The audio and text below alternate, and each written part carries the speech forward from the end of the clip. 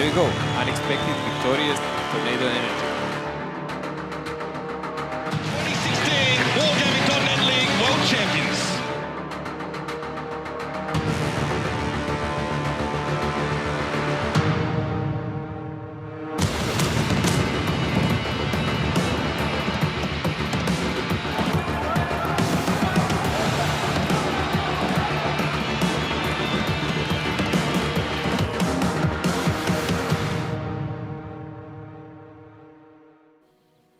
Hello ladies and gentlemen and welcome to the Wargaming.net League Season 2. My name is Jordi Versmith. On my left here I have the man who can still, Mihailo Jugovic. You know him as Mojo. How are you feeling coming into the third week, is it? Well, it's been a couple of weeks here, but pretty cool because the things are warming up between the teams. Some unexpected developments again. Although we thought we might enter like more peaceful era, Ding losing to Gun Runners among those, Ding being in the middle of the scoreboard instead of far top, and things like that. Highly surprising season. Every day brings another set of tactics and weird things happening in scoreboard. Things are warming up indeed, and if only the temperature outside would do the same thing, that'd be a great thing, but Well, we have a steady -10. It's fine. it's fine indeed. But Mojo, let's take a look how the standings have evolved, because like you said, it has been very crazy. And there's one thing to note here, Mojo. Yes, as you can see, we have 7 teams here. Swift was excluded from the league, and I believe for the Full more statement, detailed yeah. details, you need to check out Facebook. And On the WGL EU Facebook, you can find a full statement regarding that, and that's about it. You can read it all there. But Go Hard currently sitting first, but Kazna Crew actually was the winners of round robin 1 now. yes, Kazna is having a match less, so today they are facing off Ding in a second match, and they will actually have a chance to go on top 1 even. Go Hard at the moment in top 1 with 14 points, and Gun Runners that moved from that only 1 point they had by beating Ding, they are sitting actually with 4 in the back. The oops is like really, I I believe the most surprising part of the season Yep, for exactly. I was going to ask you about it. Like, I don't think either of us expected Oops with this new lineup to be in position 6, and it's Suba to be on position 3. me. It's like almost imaginary role. I really cannot understand what's going on. Is Oops not able to maybe sync with the players or with the tactics? Like, we've seen them do some really progressive tactics, interesting things, brave things, but somehow they just don't click in and don't close the matches that well. While as Suba, that doesn't look so pretty while they're playing, they're actually getting points. They are getting points, very So rather crucial points. strange. Rather strange indeed, but more about that when those matches come up with Oops and etc. More to talk about that. Let's focus on today. Let's take a look at the matches we have ready for this match day. Gunrunners versus Utopia is the first one, Mojo. We'll talk about that a little bit more in depth when we get to that, but Ding versus Kazna Crew is the second one. It's definitely a match of a day here. I mean, Ding wants to go higher, obviously being fourth on a scoreboard at the moment. It's certainly not enough for their appetites, I would say. No, They what do you had- expect from the European champion? Ding actually has 3 defeats out of 7 matches here. That's quite a lot for a team that was undefeated the entire season. That's absolutely even shocking, I would say. And the last one coming from last team that had only 1 point previously, who lost to everyone. And even that match looked almost one-sided. Like, Gun Runners were actually beating them by far. Yeah, it looked like Ding was completely unaware of what Gunrunners were going to do, how they were going to play. Didn't seem prepared whatsoever, but I expect them to better throughout the season. But let's go back towards the matchup here. But before that, I want to remind you to head over to www.fantasy.eslgaming.com. You can beat me, Ryan, and Mojo, mainly Mojo at this point in time, in the rankings for some gold. And yeah, that's it. You can beat us, you get gold. Seems like a fair deal. Yes, I'm a main sponsor in this office. Yeah, definitely. Like double my ranking, double Ryan's ranking. Just compare what players I have in a team and just take something else. It will usually work, apparently. Guess who I sold this week? Barry, because Barry last week made me drop behind Ryan, and now this is something that is I'm unacceptable. 100% sure that Barry this week will actually do a games of his life. Because that's usually how it goes with my players. Hopefully for him, he is not going to do that. So cruel. So cruel indeed. But on to the matchup now. Gunrunners, the first team up. Let's take a look at the lineup. Let's take a look at their key players. Mojo, who has it been so far in this season? Well, of the players who are kind of outstanding here, we have Fluky and Anji. Actually, not Fluky. Fluky didn't play. Anji and mainly we saw Dani in various, let's say, roles. He's kind of flip a coin kind of guy because he either performs really well and he's like on the top of their team, or he's just getting 0 damage or one-shot games and dies.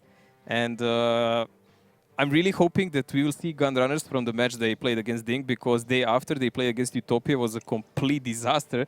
They got annihilated actually against Suba, right? Suba, 5-0. It was 5-0. Like, against a team who also came from silver together with them, and the match before that was a tiebreaker between them, losing 5-0 in a match that even didn't look like a match. Especially because in round robin 1, these two teams went to a tiebreaker, and now all of a sudden Suba just wiped them off the floor. Yeah, and only one day after the match with the Ding. It was highly surprising. I'm really hoping to see something better from them today. Yeah, but Mojo, I think Ryan had the chance to talk to Gunrunners and perhaps even ask about what happened there. Yeah, so let's hear what Gunrunners had to say.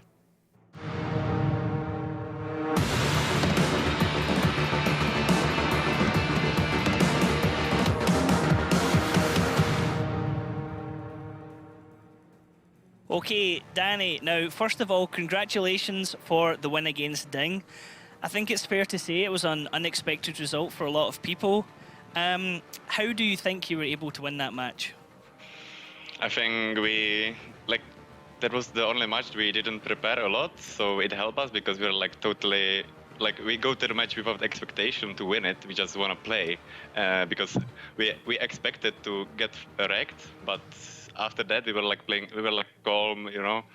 Everyone is enjoying the game, and then we suddenly win, which was fantastic. And yeah, that's about it. We didn't prepare for it. We didn't even want to win, I would say, but after we win, it was fantastic because we destroy all the expectations people have.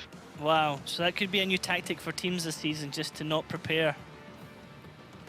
That'll be interesting. Okay, now in your next match, however, things came to a sudden crashing halt as you lost quite handedly to eSuba 5-0. What then happened there?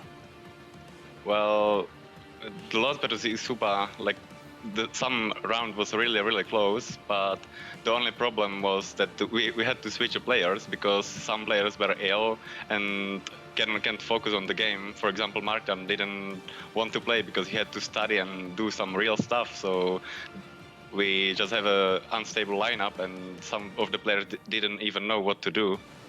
And then we got unlucky. For example, I get a cheat and it totally wrecked my E4 and it was on. Okay, now a question, as you're one of the newer teams here into the league this season, we've seen a lot of unexpected results and we've seen a lot of unpredictable matches. Now, as a newcomer to the league, who do you feel is the two toughest teams out there, and why do you feel that way? I think for me it's definitely Ding, and the second one would be Oops. Maybe at the moment it doesn't seem like they're good, but I think they will come up at the end of the season. And why I think it's because, I don't know, both of these teams have really good players and experience, and the season is really strange because everyone is losing to everyone and doing unexpected results. So we'll see what the season will bring to us. Okay, well, best of luck to you and your team for the matches this weekend. Yeah, thanks.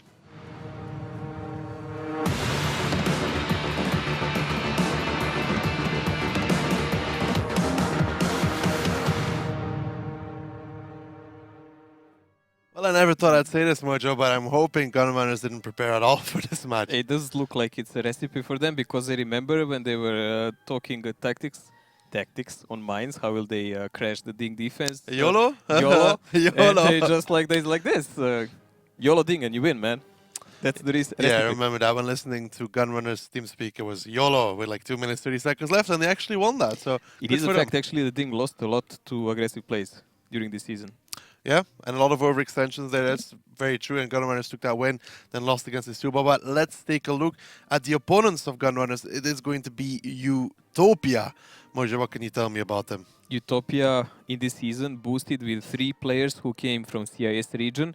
Some of them actually previously played in Europe, Rulezik and Dynamo, and Kolesoy joined them also. So we have those 3, then Mrakar who joined them from Ding, replacing several of standard lineup here. So more or less of the old players here who you have from the previous season, you have Bihu, you have Mukaur Shuku who sometimes switch, and Papa Pavian.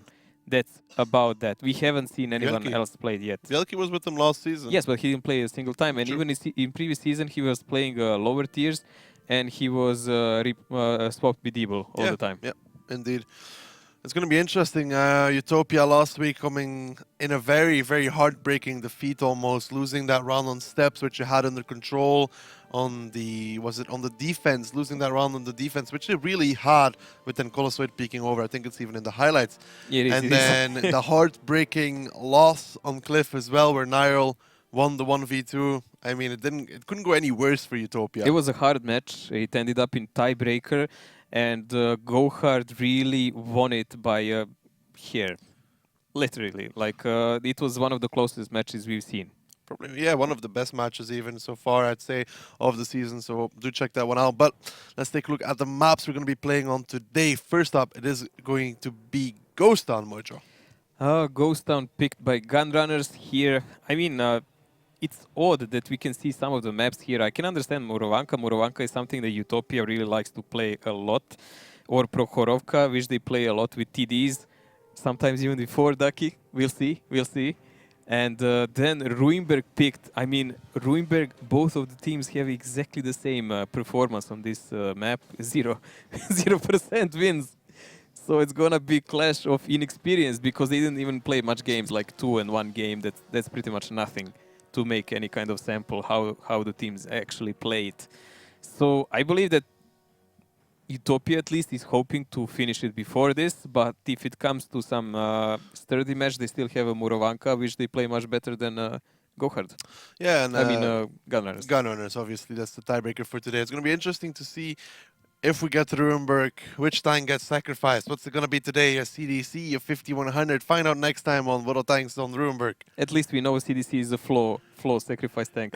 We've shown it even how on the video. Yeah, that's indeed, that was flawed, but much of almost ready to get on the raid. Let's take a look at the first lineups coming out from both these teams and see what they've got in store for us. Gunrunners offense, rather interesting setup here, playing with a fast spotter Ru, 2 E100s for taking the punches, and a lot of clipping potential here in 50Bs and Butchat. If there is any cap action here, I believe it will be around the center, but I think they're looking more for a fight here. And Utopia on defense, this is kind of a partly standard lately with this Udes in the background. I mean, it's nice, but it's proven to be weak when you get pushed in heavily. Mojo, why would you say Gunrunners is going to look for a fight and not for the cap? Because they don't really have a sturdy tanks that can survive in a cap long time. Like there is no one with armor here who wouldn't stick out. Like if you put an E100 in open cap, anything can decap it. Butchat, yeah, he can survive there for a bit until he's spotted. Anyone can decap him. Only one who can actually stay a bit is Ru, I guess, but it's a risk. How much we're going to have to find out as Utopia and Gunners about to get underway on Ghost Town. Ghost Town. The first absolutely symmetrical map, made especially for 7 versus 7 games. The teams start the battle on opposite sides. There are numerous ways to attack here. One of the bases is located in the central square, the other one at the top of the city. The hardest battles are usually fought for the top base, and this calls for the use of heavy tanks. Sometimes the teams choose fast tanks for spotting and base capturing. Well, here we go. Utopia versus Gunrunners, the first round with Utopia on the defense. Gunrunners is going to be attacking this one, and so far, which kind of split are we seeing here from both these teams? Well, Ru is going really offensively to spot on the open field here, while the remaining forces of Gunrunners are... Ooh, will Bihu be caught? I don't think so. I think they will actually not be able to catch him on time. But he did spot most of the rotation here from the Gunrunners on the lower side of the map. Be interesting. Danny already going very aggressive here with the rest of his 50Bs cap. Number 1 is underway by the RU251, but Enrico knows he needs to run away from there because he has no support. Gets spotted out. Needs to be careful not to take too much damage here. This is something that can easily be dealt with. This is a shot from Udes. They actually connected. He has the high ground there, so he can pretty much endlessly shoot him as long as he's spotted and he does not have any armor.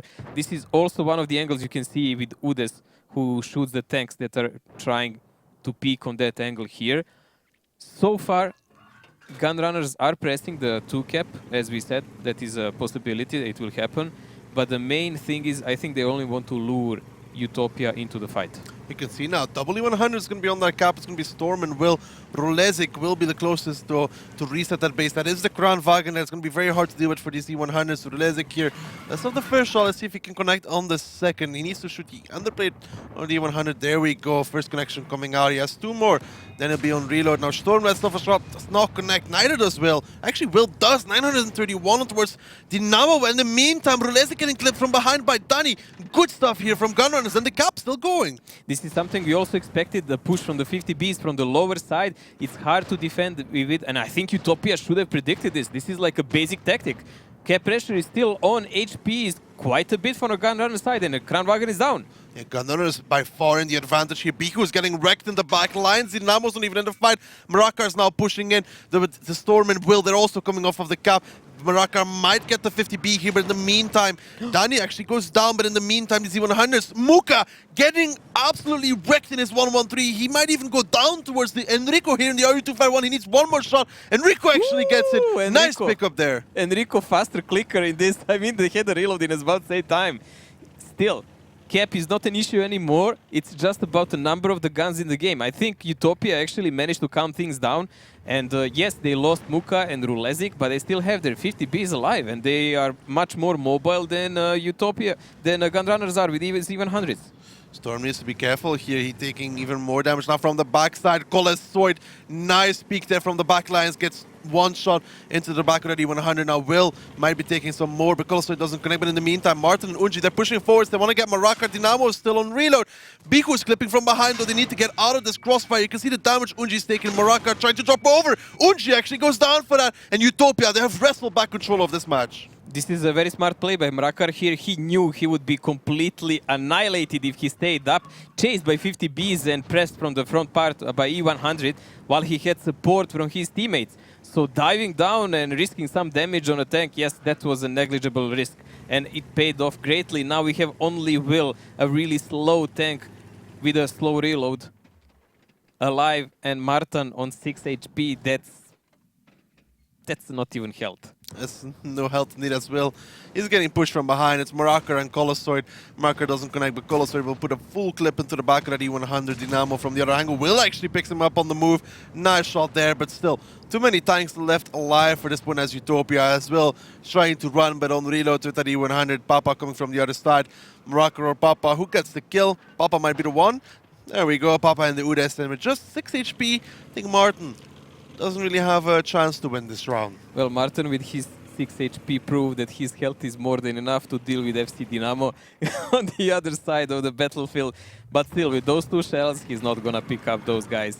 This is pretty much the end of this round, and we will see what will Gunrunners prepare for us in next. Yeah, that was a nice round there from both these teams. Initially opening from Gunrunners, it was good. They catched out a lot of tanks, but they started losing HP so drastically at one point. Yes, for me it was surprising and a bit messy. I expected those 50Bs to push from the lower side on Kranwagen. We were even discussing a few days ago something like that, because it's a very normal position when that Kranwagen was situated what happened to Kasna. to deal with E100s, because his hard depression of -12, biggest in the game, combined with armor, is Don't really... forget to say Mojo biggest in the game on tier 10 on before tier 10. somebody On corrects tier you. 10. On tier 10. So it's very beneficial. E100s cannot simply pen him even with heat. Like, there is no way. They can do nothing about it. So he's really easy decapping tool. But I'm surprised that Utopia actually didn't cover his back, although they spotted 50Bs there. So I don't know why they functioned like that. They knew that E100s were separated from the rest of the team. They should have expected a push in the back. And I don't think they should have even lost the Kranwagen that cheaply. But still, it paid off because the 50Bs went in reload and they were able to wipe them out more or less for free. while just resetting occasionally on E100s, keeping the E100s pretty much pinned to the cap. E100's positioning wasn't on point there. You could see how one E100 got cut off from the back lines. That was Colossoid. Perhaps it would have been better after the initial engagement to go back on the cap, but we will never know. Honestly, I really liked on last season how Ding played them, because once the fight would start, they would not even bother capping anymore. They would just go out with even hundreds and chase the enemies, which is much more beneficial. But in this game, Kolesoi top damage dealer here with 3.3k damage, and Mrakar are rather close with that 113. Yeah, but look at Papapavian there, and the Udes again proving a T-rate can sting if you let it do the damage. With 2,469, that's an impressive amount for a T-rate. You can just see the power he has from those backlines, punishing any peak around any corner. Well, he has a good alpha with that gun on Udes. It's like 390. And I think with gold it's around 330 pen or something like that. So it's more than enough for these kind of games. And especially when you snipe in a background tanks like 50Bs and so on, he will certainly not try to shoot E100s frontal, but as soon as they turn some side of the armor, they're his also. You can see there's Storm only getting 783 out of his E100. Kind of expecting more of those. You always want them to do 2-3 shots of damage, I'd say, at least, for them to be, you know, effective into the fight. Because if you only do one shot, really, then something is out of the place. Exactly. Well, a bit confusing game in some of the moments, but still decisive rather victory here for Utopia on defense. Ghost Town is still single map in the league that we have that is pro attacker side. So actually Gunrunners now lost the side that is easier. Favorable. Favorable. Yeah. They lost the favorable side. Now they have to defend against Utopia. We'll have to see if they can do, because we saw Utopia, I think, with a very nice attack against Ding, where they completely countered the standard defense and completely removed it. But let's see. Take a look at the tanks. Perhaps Utopia bringing something interesting. Perhaps they will not. Well, actually, double WZ. It's always curious to see those. Combined with this, their older brother 113. Yes, they can. Older brother. they can pressure the cap. They can pressure any of the caps with this, and they have the clipping potential. And also, it keeps this lineup mobile, so they can actually enter the defender if they want, if they choose so. And Gunrunners playing only with RU as a decapping tool that can climb up. Again, this double IS-4 mojo didn't really work last time, did it? No, it didn't. But they do have a lot of clip potential in the other heavies. Well, let's find out and see if Gunrunners can hold on as we move into the second round here on Ghost Town. Utopia currently in the lead on the attack, Gunrunners on the defense. And it's going to be interesting to see where exactly they position those three Chinese heavy tanks. Well, they should stick in a manner of speaking together. They have much more mobile setup than Gunrunners, to be honest, because yes, 57 and Kramwager, and they're not completely mobile, but combined with those IS-4s, this is rather a sluggish setup that cannot really rotate well. So I believe that Utopia, with their setup, will try to first see how are they exactly positioned, and then work them a bit, taking them out. Unji already got wrecked by quite a bit of damage. You could see there, Unji mojo. Shuka was just spotting ahead, and there was two 50Bs behind. Unji drove straight into it. I think it was what you can call predicament play, because people who usually have a Bachat and a Ru keep Ru, which is played by Sigo, on boosted position on A1, and where Unji is, there is a Bachat, and he fell right for it. I know someone was debating, should he have in fantasy team? Was it Ryan or someone? I don't think they took them. I don't think they took him. Hopefully for them they didn't. But Unji down. Enrico here is now in a very tough position in the IS-4. Well, they're a spotter down, main spotter I would even say, and this is not looking well for the Gunrunners from the start. Well, losing a Bacha, losing the rotational force on Ghost Town, the guy that can clear your flanks when you're pushing somewhere, it's not that great. And you can see Utopia mojo, they're now starting to wrestle control over that 1-2 line slowly but surely. I believe they will soon TM push here on this side, but that's kind of obvious from the map. They do have a gun more, which is quite significant advantage, and I think they can actually much easier now press toward this 2 cap, even start capping it as a tool if needed, because Gunrunners, we have a problem to find an angle to decap them now. Enrico overextending there, both the 50Bs getting one shot of damage towards him. Dynamo and Colosoid both connecting as minus 800 on that IS-4, and that's really a peak that he shouldn't have done. I mean, you know the 50Bs are going to come there. Ice Wars are mainly taken because of their angling abilities. But if you don't intend to actually use them with a tank, why would you pick like that? That's really not logical or beneficial for a team. So bleeding damage, I mean bleeding health as a team like Gunrunners are at the moment is really, really bad. The only thing that can bring them back to the game is if Utopia makes some big mistake and they commit to some certain point which is heavily defended by Gunrunners. Ooh, Shuku there taking a connection from Ondrax. Had a dead gunner, but quickly to heal that one. Bihu now backing off as well. And look at Utopia, they're starting to rotate back around, Mojo. I'm very happy that most of the teams started taking medics on budget again. I mean, it was so ridiculous because in first part of the season, barely anyone took it, and we saw all of them playing with dead commanders after like first shot, which makes budget rather useless. Danny, is he in the open there in that middle square? I'm starting to think he is because he got tracked. He's now backing off. Danny, what are you doing in the middle? Taking 1.2. Could see that on the minimap. He was out of position. Now him and the IS-4 also taking 1.4. That's, again, just not a good trade here for Gunrunners. It's not even a trade. He's just taking damage for no reason again, same as Enrico. About that, not being prepared for the match again. I think their YOLO part works better than this. Simuka here in the 1-1-3, having to play against Martin in the Kranwagen. Not the greatest of situations in most cases, but Utopia kind of have this number 2 base. They can drive into it whenever they want. We're 4 minutes into the game. They're slowly pressuring Gunrunners from the lower part of the map. The only guy from the left part there is Sigo left, and I don't think he will be able to stay there also long. Once they clear it, I believe they can enter the cap.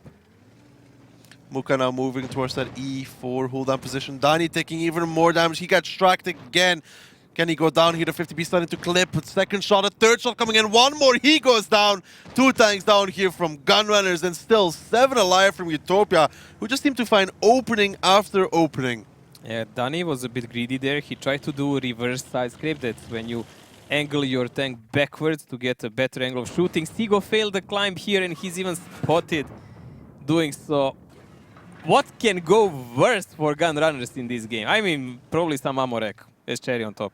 Papapavian has now approached the cap. He's behind it. He's got 1 minute and 43 seconds left before he will successfully capture the base. Now Rulezik will join in there as well, putting 2 guys on the cap. And what can Gunrunners possibly do to win this round? YOLO, man. They can YOLO and hope for the best. I mean, they're already 2 guns down, and they have Sigo, who is practically dead, as a tier 8 light, which is not very important in these kind of games at the moment.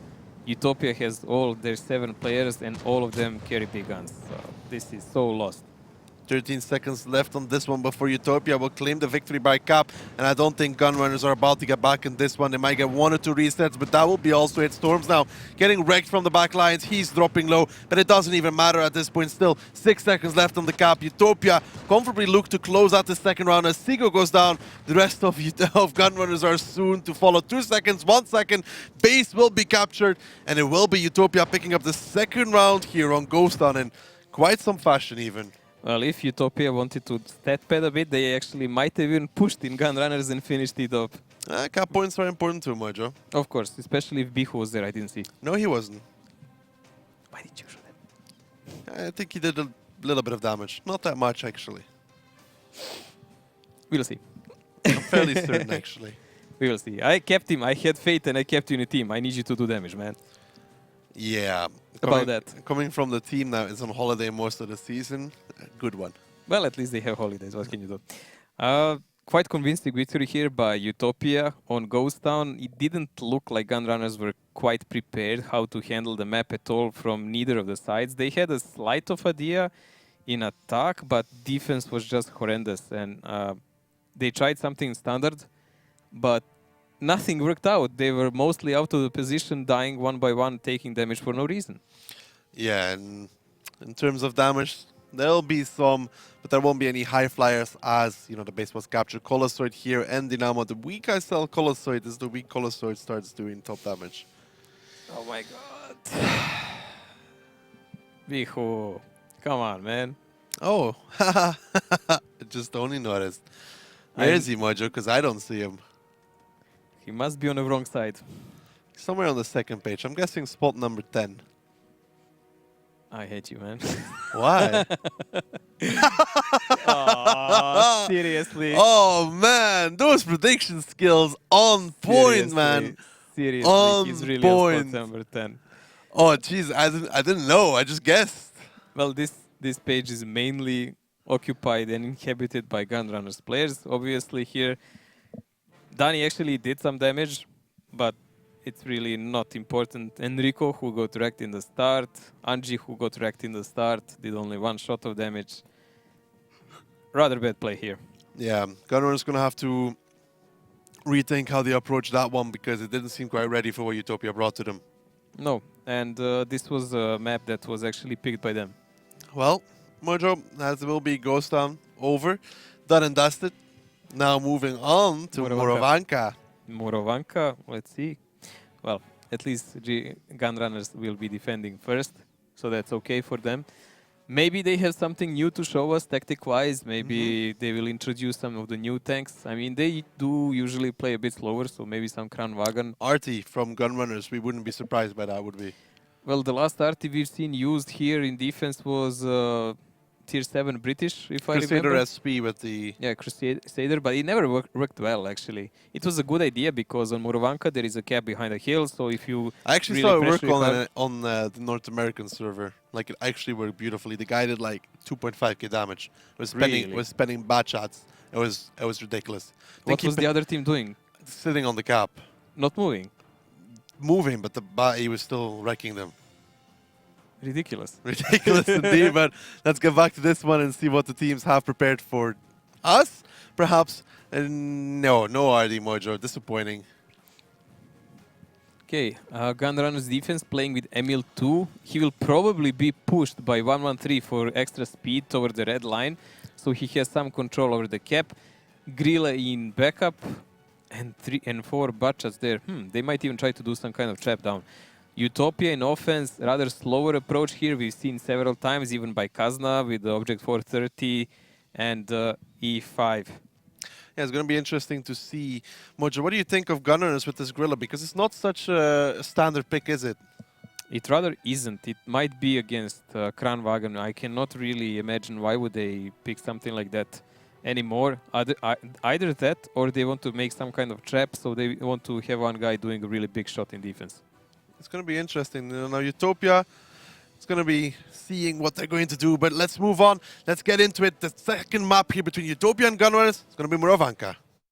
Morovanka, a map with a great number of buildings, bushes and trees, amongst which teams hide for most of the battle. The attacking team begins the battle from the top of the village, and the defenders start from the bottom of the map. Both bases are better controlled from the hill near the first base, and from the green in the lower left corner of the map. There are many attack directions. The attacking team often attempts to gain the attention of defenders by putting pressure on the first base, whilst manoeuvring several tanks behind the second base to deliver fire into the defending's flank. Team setups are very diverse, but the players often choose the fastest tanks, even for heavy setups. They could even bring SPGs.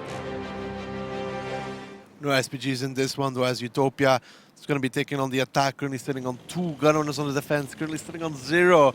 And Mojo, what are they doing?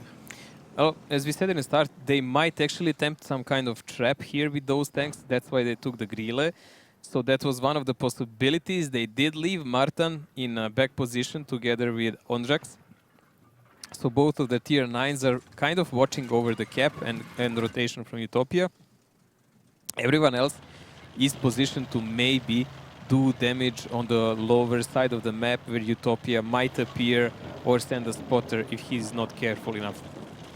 Don't think... Ooh, Shuku gets spotted here. That kind of gives information, doesn't it? And Dani misses. That was bad leading, I'd say. That was not really great shot. S2 was too far in front. Yes, and he pretty much went away clear. It's dubious to say, did he even notice someone shot at him? Probably not. But being spotted so early, he knows there is someone very deep down from Gunrunners, and he certainly does not want to linger anymore. So we will see a pressure on the 1 cap rather soon, I say. It's going to be interesting because most of the Utopia tanks here are moving. You think they're going to rush onto the cap or past it? I think they will pressure the cap for sure, because if you go on that side of the map, you leave some tanks to give a cap pressure and other tanks do the pressure on the one line to secure it from the possible decaps. And we can see they left even Shuko behind because this is the dead angle for them and someone could shoot them in the back. Well, let's find out what the plan is. They're just holding for now, but they could go any very aggressive at any moment. Biku getting boosted onto the cap, and is Gunrunners ready for this? Gunrunners do have Martin in a corner here, but he's only one guy. We will see, is there any aggressive approach here from Utopia now? Well, Mojo, 3 guys on the cap. The reset's going to have to come out, and the Gunrunner's not in position. They just started moving now. Papavian is taking some damage, so Enrico is here, but there must be a push on him now. I think this is the perfect moment to listen with Utopia and hear what they are saying. Один дал. Едьте, баты, будете ехать, нет? Он минус 2, минус 3. 10 секунд. Бил. Да Эмиль, когда? заберите вы. Блин, пока вы едете, они уже приезжают. Я дал. Давай, забейте Эмиля. Вот тут, вот сюда едь сейчас. Уедь вот сюда. Не буду тебя... Да. А они тут меня не пушат przecież. Бати Тут вбігають я до вас. Я на КД jest. Możemy sami. Мука, musimy to skrosować, tak? Попробуйте Нет, вот 20 сюда, секунд батом лишь. кем-то Гриль, пройти. гриль, open, Гриля open. убейте. Да. Co on tam? Гриля убейте. Muka tego bata OP. Czekaj, 13 sekund. Трак. Dobra. Пер. Я дам шот, дайте один шот. Я заберу. Enrico minus Jest 2. zero. Enrico 6 minus 2. sekund, 5. Jak KD? Lala. Wyjebał. Jakie kurwa. Не убивайте их, дайте мне. Dajcie mnie. 20 секунд. Короче, сколько нам было? 10 минут, походу? Well, Mojo, that was very quick, wasn't it? It was rather entertaining on Utopia TeamSpeak, you would say. This is kind of a casual walk in the woods, man. Yeah, man, they just kind of walked over Gunrunners, you could say, in this round. That was very quick, very clean, and very efficient. This does look like 7-0 here, unless Anji manages to take someone out in these final seconds, which will not kind of happen because he has no shells. Yeah, no, Dynamo about comes that. in and cleans it up, and that was One-sided. Utopia. Very one-sided. One spot was enough to trigger the entire rotation towards the other side. Completely out of the position, Gunrunners, slow reactions, relying completely on that Emil to deal with the cap, which is impossible if you don't have everyone else from the team right back on the time to protect him, while the tanks are actually YOLOing over to kill him. So I don't know what were Gunrunners doing here, but this is not how you defend Utopia. It looked like they were completely maybe 20-30 seconds late on everything that was supposed to be done. This is like this is eternity in this game. This is really eternity in this game. Especially because we have seen Utopia play with 2 heavy tanks from Morovanka attack. We have seen them go towards that number 1 base. So it's not like Utopia surprises by the way they approach it, because they have gone there with 2 heavy tanks before. It's not only them, but Gunrunners didn't leave enough defense on that cap. So even when Utopia does pressure with heavies, which is I think what Gunrunners wanted, and they wanted to use the Grille to shoot the E5 and Kranwagen in a flank, which was their initial plan. They just didn't position enough tanks for Utopia to even do that approach. They just gave them the free opening on a cap and yeah, just take over the map and do whatever you want. Yep, that was clean by Utopia, and it was the TeamSpeak seems very happy to say it like that. Yeah, happy Pharrell Williams new version by Utopia. But what can you do? Utopia steadily in the lead now with 3-0, going to defense. Where is okay, Bihu did some shots. There's 6 players from Utopia here in the top 7, Mojo. Only Will breaking into that top 7 from the Gunrunner side, and Kenny tells its own story, you know, and there's so many players from one team in the top and everybody else is on the second page, didn't really get into the game, got slaughtered as they came back, out of position, Utopia doing all the right moves. It looks like one more landslide here for Gunrunners at the moment. It is starting to look like that indeed, but it's not over just yet. Perhaps they have some nice ideas on the Prokhorovka. on the attacking side and then Prokhorovka. No, on the other attack. Well, we will see they're attacking now, at least on Murovanka. Maybe they will do some kind of surprising move by Utopia. I mean, Utopia was actually caught off more than once in defense here by several teams, which quite surprises because this was more or less their home map in previous seasons. Yes, 754, they were really good on it. There was a better team on it, Kappa. I'm just kidding. It was a different team that was also very good on it, and you know this is true. Yes. Don't lie. I was very good on it. What? Mojo, don't lie. Utopia was very good on it, but there was another team also very good on it. Well, we're gonna stick to Utopia. I knew it. I knew it. Mysterious teams will stay there in the fogs of the past. Yeah, but what are we expecting from Gunrunners on their attacking side? I wouldn't be surprised to see them play with RT because they have done it time and time again. They have done it several times, but I believe they should just go and play something fast because this obviously doesn't suit them. They're not doing anything in this kind of slow plays they tried in last 2 games. At least try something YOLO-ish. Maybe it will work.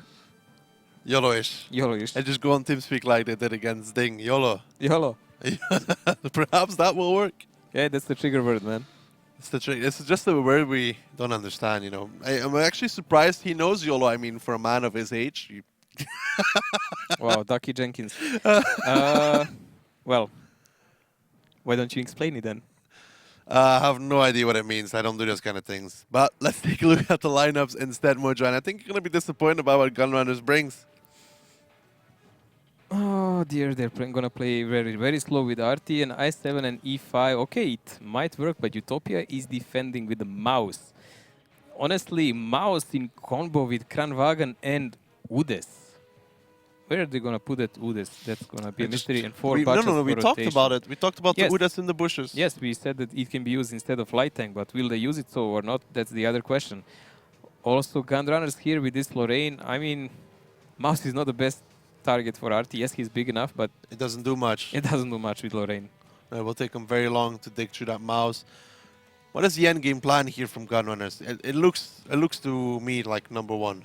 Yeah, they must go on 1 cap. This is completely not a play for a lower cap unless they plan to use that RT as some teams in previous season as a block. Well, let's find out if Utopia is going to make it 4-0. Gunrunners is going to make it 3-1 as they need to pick up rounds right now, right here. And so far, how are they splitting up? They are going more toward the lower side of the map, which is quite heavily surprising.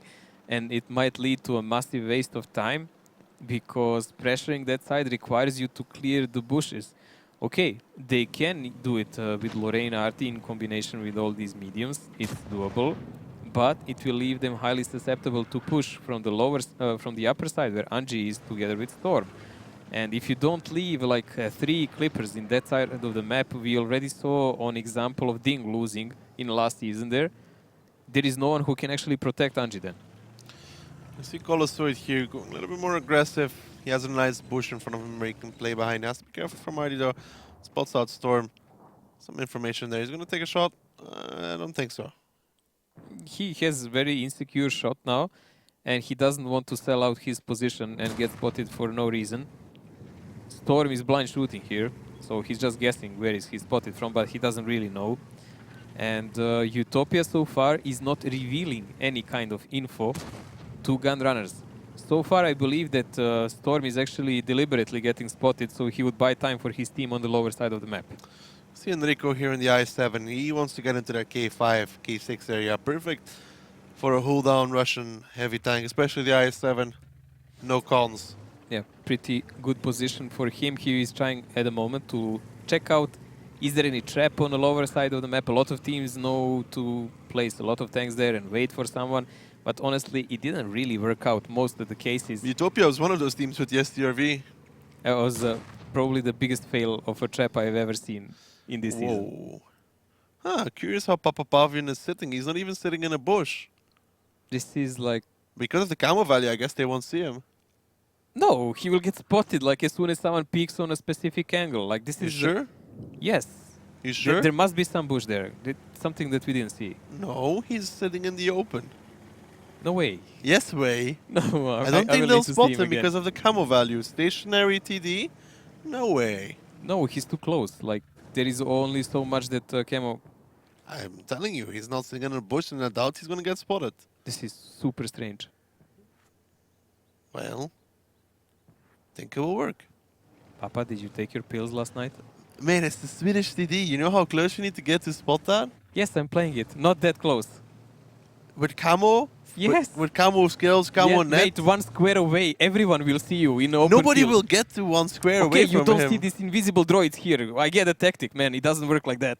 We'll find out, okay, Mojo? If the tactic does work, you're wearing the purple bow tie. Oh, wow. That's a deal. That's So- a deal you made yourself. No, that's not how these things go. Let's see. Enrico picks up. Oh, he doesn't spot Papa Pavin. What a surprise. Yes, there is a bushes between him and Papa. But someone with open vision will see him. Let's find out. Sigo's moving closer. Is Mojo going to have to wear the bow tie or not? Let's find I out. didn't agree to Yes, the of terms course, of man. exchange. You're so sure of your thing. Like, you don't even have a choice. Bihu taking a shot there. Sigo gets spotted, loses his commander. Well, I know who's not going to spot Papa Pavin in the open field. So, Sigo won't spot him. I want to Papa see is someone still... peek. Papa is still... Peek where? On the road, man. With a bad shot? With I-7. He did peek. He went into the bush. He still didn't see Papa. He have a 50% crew or something. Much as a Swedish DD. You won't see him. It's not how these things work. I don't believe this. You don't have to believe it. You're seeing it. Seeing is believing. Oh dear. This is so ridiculous. I cannot say really I understand this part, like he's sitting on the open field and no one is able Because to they won't. spot If him. they blind fire the bushes, they won't hit him. So he's safe. So you sit on the open. Oh, why didn't anyone Because think the of that camo and put a value. 1390 there in the same Because the position? 1390 doesn't work the same. Well, Maraka's crossing over to in the mouse. That's interesting. Well, that's the only thing happening, except Sigo losing the commander so far. Let's see how will RT hit the mouse or not. Or not will be the correct answer there. So Utopia at the moment is just checking out the upper part of the map where Anji is. So they wouldn't send their Bachats in a trap of a sort, because before And dealing he's with the shielded lower really part, well for let's see Storm. Storm. Is No, he going won't to spot him. He won't spot him. But look, here comes the push from Utopia, though, Mojo. Did Mouse just spot Anji? Perhaps. Strange things in this game happen. Bachat gets spotted by Mouse, but Ude sitting in the open field doesn't. Relazic taking some damage though in his Kranwagen. Does Maraka have an angle on towards the back of Storm? It's actually the front. Doesn't go through. No connections here on either side. Well, certainly Mouse has some health to throw around, but Storm doesn't. I mean, 1800 is something you can deal with. Now what Utopia really wants to avoid is actually to push Storm directly and lose some tanks to the crossfire of gun runners, but if the cap comes to the pressure, if it gets pressured, they will do it for sure. But having Dynamo down, who is doing the spotting, oh, nice connection actually by Arti here, I don't think they actually need to. At the moment, they're quite good. They're okay with positions. Yeah, with only 3 minutes and 50 seconds left, I mean, Gunrunner's gonna have to start making their moves soon. I'm gonna rewatch that demo. I'm really going to have to rewatch this demo and see why didn't they spot Papa. Mojo. It's interesting here. They have 3 minutes and 30 seconds left, and it seems like they're making their move, but it's a little bit late, isn't it? Well, Gunrunners are playing rather slow here, and they made no significant progress here. They're just approaching at the moment. Mojo, but this is the move from Utopia and from Gunrunners, so I think it's the perfect time to listen to Gunrunners and what they're going to do. Padlo někdo může? Jde střílet, guys. Já jim tam dávám Kolečko. ráno. Nice. Dobrý. Já nabijím. Jebati, nabít. Musíte teďka pokrytnout Storma trochu. Já nabijím. Já nabijím A 50, nebo takže já se Radka. nedám nabít. Zabiju nám sedmičku a tebe, jako. Jako já možná toho jednoho bata zabiju. Nemůžeme hodit triple cap, když oni hantí. Hoďte triple cap. Tak, můžeme. Musíte zabít triple cap a někdo musí zabít toho krana. Já mám 3, máte někdo Ondrak, nějaký kolik máš ran? Já mám, Jako Já jdu na tam to je krana. 15. Já jdu na to Jeden krana. z vás zabijte krana. Kdo má? a Kdo má rány? Já mám Oni 3, budou- já mám Nabijím, 3. 17 vteřin. Muka Nabiju nabíjí 10. a ten druhý má taky pojďme rychle 2, zabít 3. to stíhnem, ne? Vy si zabijte, Jo, však pojď, zabijte toho krana jenom prostě. Martin, ať zůstane v Já kepu. zůstanu v cap. Martin, Kde já prostě nabijím, kur. Nice. si go zabiješ? Zabte ho. Ondrak, Sigo, musíš do ho. kepu, Ondrax, do do kepu, kepu! do kepu. Ondrax si do Já ho dám. piči. Mám jednu. Asi Asi jako spotuj to, spotuj to. A vy se schovejte tak, aby... A jačkej, já mám velitele, vole, kamo. Jo. Piču spotnu. To je Jedno, jedno, tak ne? tady zůstaň, Ať tak tady ať zůstaň Marťu aspoň. tam hlavně netrefí. Tak buďme tady Na prostě. blízku je No, spotneš. tady nějak prostě. Tak já jdu Ať- dopředu. Tak si pojď před nás do kepu, klidně, mě to je Před jedno, něco Marťu. dělej, vole. Ne, Před- nahoru, do je, Já budu tady tady, já budu nahoru. tady. A Marťo, ty pojď jakoby... Věď si nahoru. Můžu Věď si nějak, nahoru jako. ještě. Tak Ok. musíme u tebe. Já jdu dívat tady Já stupu. kámo bez toho komandra je to v piči. To je jedno, ty spotneš na 5 metrů, ne? Dáš. Máme 2 minuty. Jako mají 2 baty. Bat. Nahoře. Jde kepl. Pořád kepujem. Bude se tady zádu. Tak pojďte víc dozadu teda. Já vím. On ty Bate za náma, bate za náma, bate za náma, bate za Pojďme náma. pušnout toho, Pojďte dopředu, pojďte dopředu. Tenhle ten -3. Musíte zabít ty vepředu, toho ude se s tím batem. Minus 0. Jako pořád to budeme moc kepovat potom.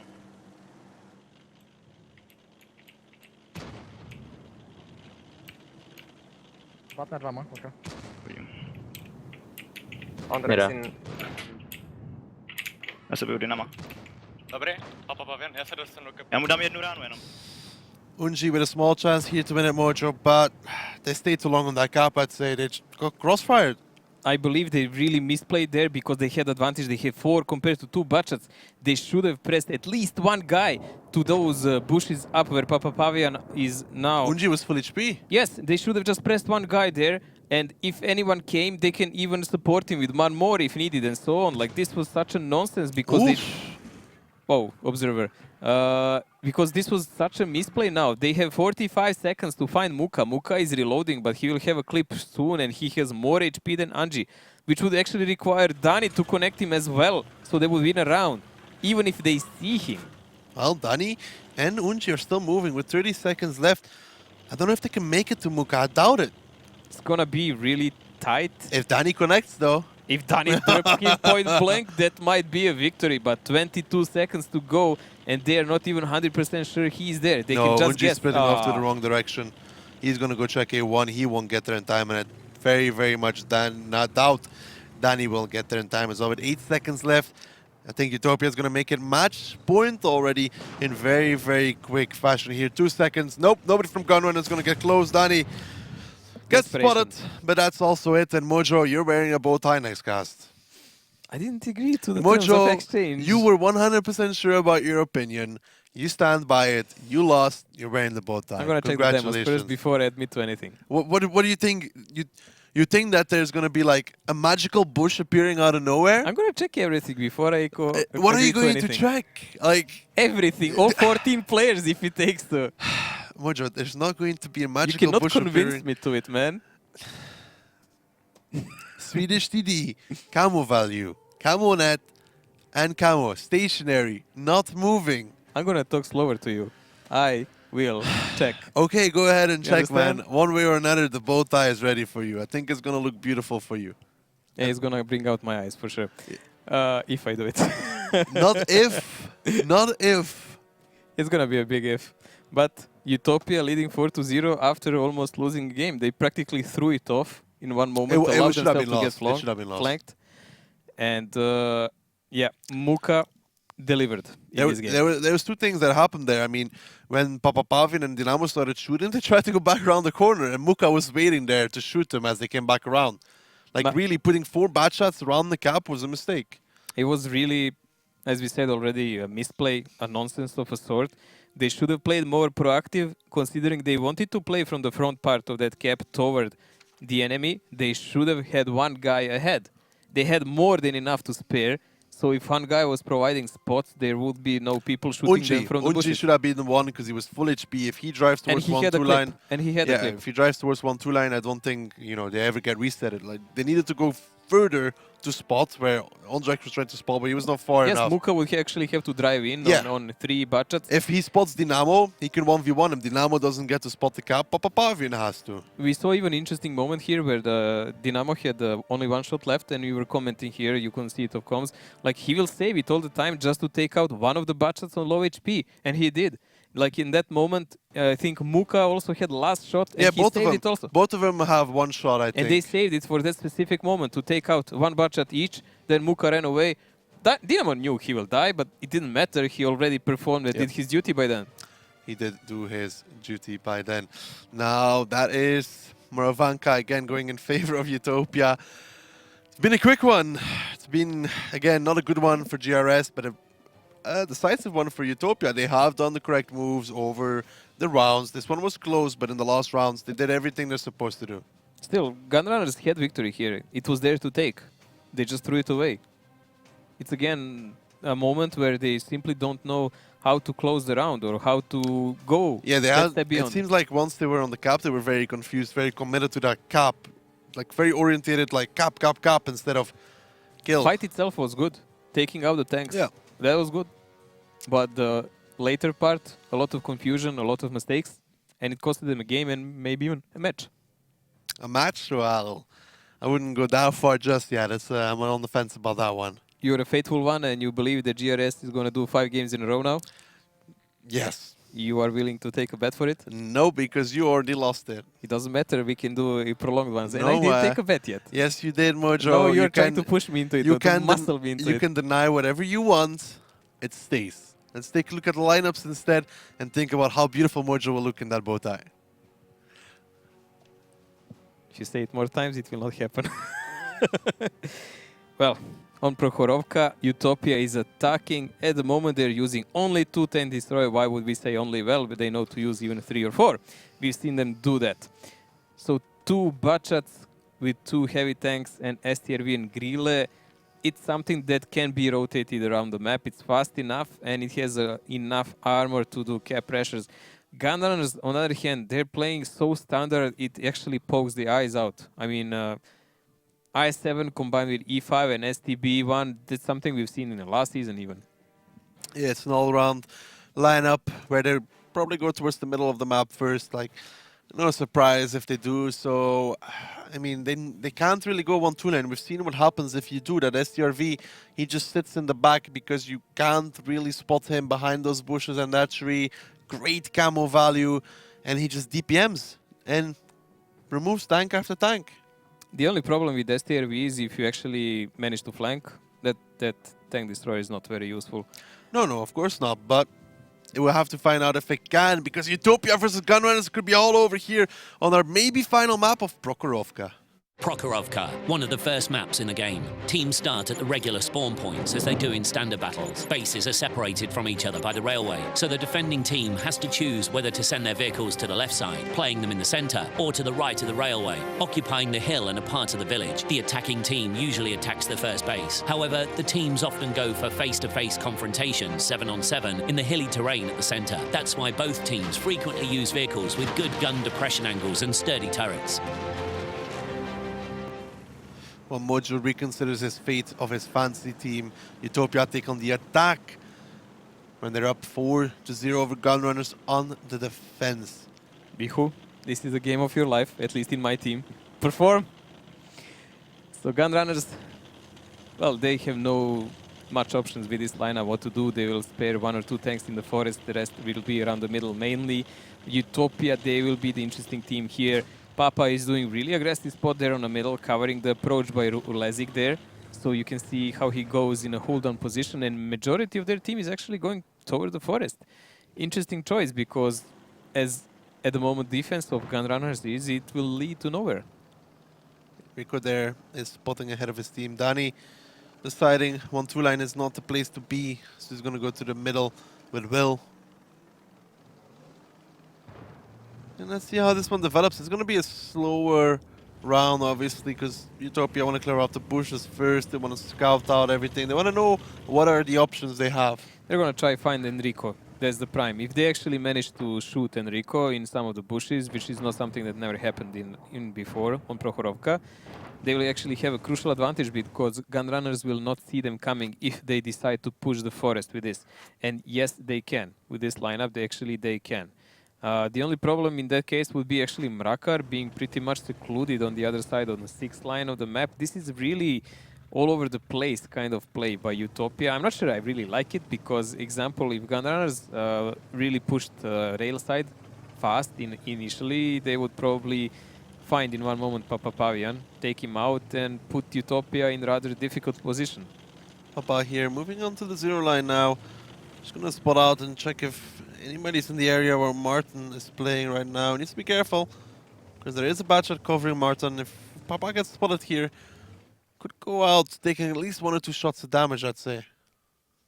Well, more importantly, they will know the Ru is there, and then they will suspect that majority of team is not, because usually you don't send a light tank that offensive there if there are any other significant tanks. But as we said, the game will be rather slower in this moment.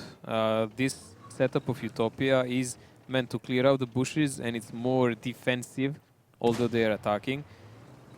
Oh, cheeky man, Papa. Nice connection there on towards the side of Danny for 245.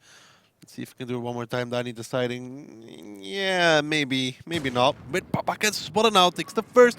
Could be taking more here. Unji misses the second, so Papa, I think, will just about be fine. Unji immediately grabbing a reload. It's the smart thing to do. And we said how Papa could take 1 or 2 shots. Well, it's going to be 1. Well, this is actually important info for both of the teams. Now they know Papa is there. Also, Papa knows that Unji is down on A0 line, which gives them a lot of coverage. How did they position the remainder of the tanks? Because they can do a lot of guesswork around it. Well, there is going to be some rotation here for Utopia. No, actually, they're backing off again. Colossoid and Dynamo were moving towards each side, but they're now coming back towards the west end. Just to tell us 1-2 line. With Unji spotted, I think they actually decided to push the 1-2 line.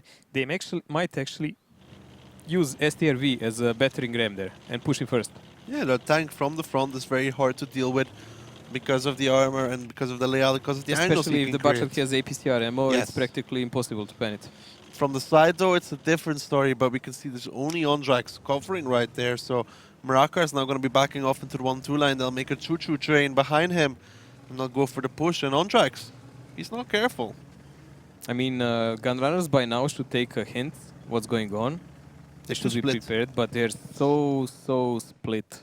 If there is a decisive push by Utopia, and took them quite a bit some time to actually gather up, if there is a decisive push, this will be the last round we're watching on this match. Oh, Mojo, that's calling it out already. We have to see if it's true. Anything can happen. Papa, will he go first? Will he go spot? What can he see? What can he find? Starting to drive into the 1-2 line in that RU251. He's a sacrifice. He's a sacrificial lamb for this team. Papa doesn't find anybody in the first bushes, and Rico gets spotted. Let's see how much damage he takes. 1 from Papa, even more as Muka removes him. I think the Gorilla hit him at the same time, and now Ondrax is spotted out as well. And here comes the rest from Utopia. Dani is even taking some damage on the side there. Ondrax, will he be able to run away? Maybe. Across but not the far A-line? away. Not far away, maybe in those buildings there. I don't think but he's we going to need get very see far. what damage will be done to the other tanks. Muka is already positioning himself in the back, so he will shoot them in a flank if they're coming to the rescue. Papa is really biting their heels. He's not allowing them to run away. Ondrax gets tracked already, he repairs, but he's still trying to run. Minus 1.3, he goes down towards Biku. We talked about him not being able to run. Well, that's the prime example there. He goes down, and another connection comes in towards Storm, and from bad to worse it goes from Gunrunners. And I don't think they have anything to say in this round, because it's Utopia that is making the plays. 2 guns down, Dani already on half HP, and Mad Dog Chihuahua Papa Pavian is still alive. So he can pressure the cap and lure them for even more of damage. Bihu is going around to flank to cover the angle from that side of the map, and he's more or less protecting the TDs from getting shot in the side.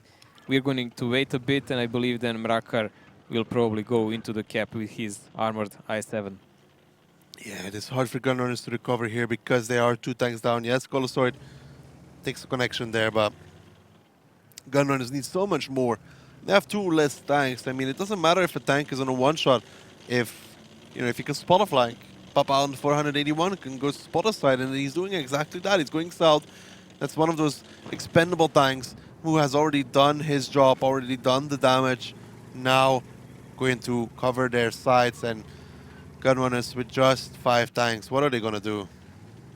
Well, obviously they're completely locked out now because they're scared of the 1 cap pressure, and they cannot really return any of these tanks above the rail because they're going to get shot in the back.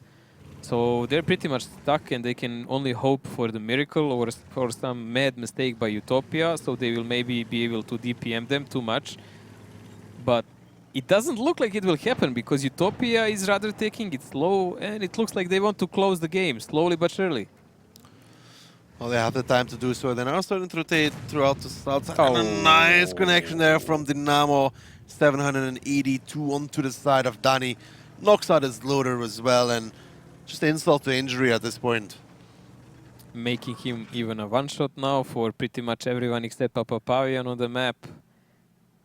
They're in a big problem here. They know it. And there is literally, outside of a great misplay by Utopia, there is no way out of this one. No, Papa sneaking on towards the 0 line. Gets straight by Martin. Martin now has to help Unji against Colosoid. Muka picks up Dani. Colosoid now clipping on towards Unji as well. This is the final fight here. Biku comes in for the close. He picks it up. Now Martin is going to be the next one on the chopping board as he only has 2 shots left. There comes Biku. There comes Colosoid. That's going to be another bad shot down here for the side of Gunrunners. And it's just Will, it's just Storm and Utopia. They've taken this match. They've taken it by storm.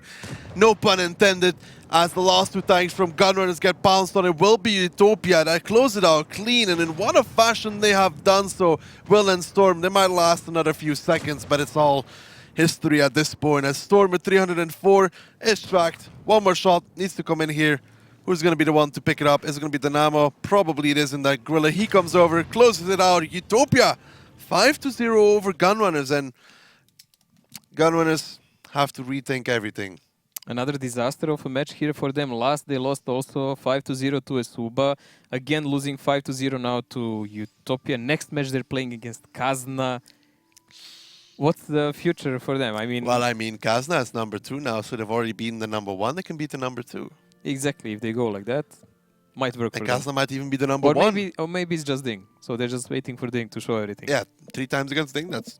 Easy Katka. Easy Katka. That's 13 points for them in total. Because they had one from Esuba. They took one. It's going to be 10 points if you're counting. 3 times. Yeah, okay, my counting is completely off. Not enough fingers, Ducky. Doctors can help. Well, Utopia, rather decisive victory here. 5-0, there's nothing to say here. It was so one-sided except on that one moment. But even then, they made a massive mistake and just gave back the game to Utopia. Like, yeah, we can take it, but we won't. Yeah, and you saw Ondrax there trying to run, but there's no escape, and there's 7 tanks trying to shoot you down when you're on the run. I mean, you can saw him run. Papa, like that annoying little dog, you know, that keeps following you around. Was this tactic by Utopia, I wouldn't even call it something special. They're just probing their chances here. They were checking left and right side of the map. Their rotations were appropriate ones, but not the fastest ones in the world. They could be predicted by Gunrunners if they were actually thinking about it, and they didn't guess anything correct. And Papa Pavia, like literally like that. He's really annoying, man. Like that, that annoying little dog that bites into your back leg and like, get off me, get off me. And Ondrax, he felt it. Biku actually doing a nice amount of damage here, Mojo, picking up 4 kills as well. Yay! Let's see how he do in the end. But no much to be said here. There is total of 2 guys here on the first page. Yes, these blue symbols are kind of confusing when you want to watch the scoreboard. But Storm and Will are the only 2 players here for the GRS. And none of them even went above 2k damage. And Rico, well, we saw how he lasted like exactly 1 second after he was spotted. So that was the end of his career. Ondrex, only 1 shot of damage done. He didn't last much longer. That was the Bacha that was spotted in a forest. He was on a run ever since, but it didn't work out. Martin, Dani got annihilated like even before the fight started.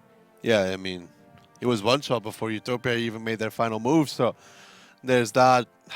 Just not enough from Gunrunners, really. A team that we expected to come in this season and to do so much better than they have so far. And it's just their counterparts, really, Suba, that have been the one that's doing what we expected from Gunrunners. Minimum, we would expect Gunrunners to be above Suba because they were very dominant in the Silver League. They were doing quite well. They came as first. And I think they were winning like 90% of their matches against Esuba. But Esuba is obviously a hard-working team and they do plan their matches. Yeah, Mojo, let's take a look how we got here, though. 5-0. Guide us through it. Wow. Let's see. Ghost Town. Both sides taken by Utopia. Okay. Followed by Murovanka, expectedly. Again, 2-0. Okay. I'm still following at this point. Yeah, enough fingers. So Prokhorovka on attack again, done by Utopia. So as you can see, quite decisive That's victory 5-0. Yes, high five, bro. That's 5 indeed. 5-0 it is. Mojo, this is the deciding moment for you. Is Biko going to get sold? Is he going to stay? Let's find out in the post-match stats as we pray for Mojo's team. Oh man, you're dead. Rip. I hope those kills count a lot. Not that much. As far as you know, 5-0 victory also counts a lot. I'm gonna have to check. Yeah, but not enough, Mojo. Not what you want. Yeah, about that. But on these results, guys, you can see there is 6 out of 7 players. They're all from Utopia. Probably the number 7. Who would that be? Even Papa Pavian is actually on the first page. Marakar or Shuku. Whoever Marakar played the is last missing. match. Marakar is missing. So it's either Marakar or Shuku. Yeah, it's Shuku, but Marakar, I think, did more damage. He's just not on this one.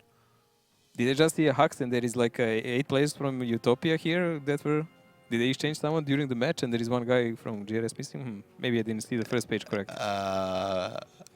You're right. There were 6 players from Utopia on the first page. This is really tragic. This is really tragic. This is really bad because that means that one guy of GRS did almost nothing. Wait, how is it?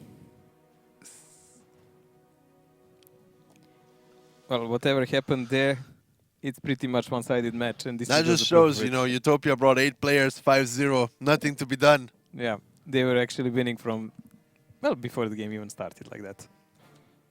Well, what can we do? Better luck to Gunrunners next time. I mean, against Kazna, they will certainly need it. Utopia doing rather well, but just standard plays here. Nothing out of the line. But sometimes standard's just enough to take, well, no disrespect meant towards Gunrunners, to take on a team like Gunrunners. Sometimes you just have to play standard.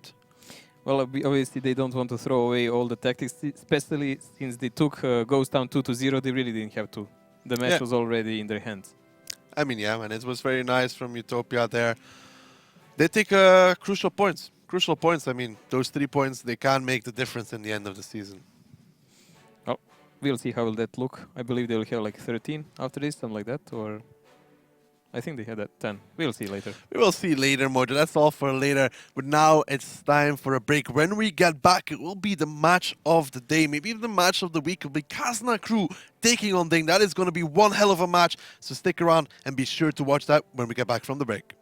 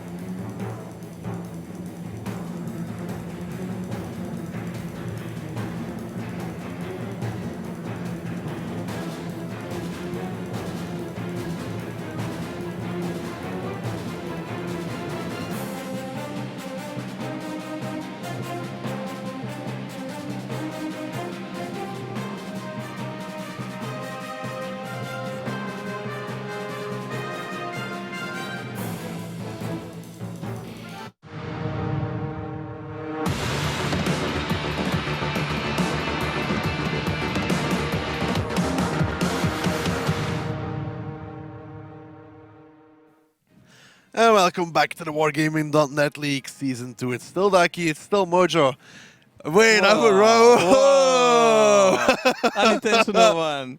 That one was actually pretty good. Yeah, it actually rhymed there. Yeah, so in case you just tuned in, Utopia versus Gunrunners is already done. It's already dusted. I know, we just started, but it's already over. It was 5-0, favor of Utopia.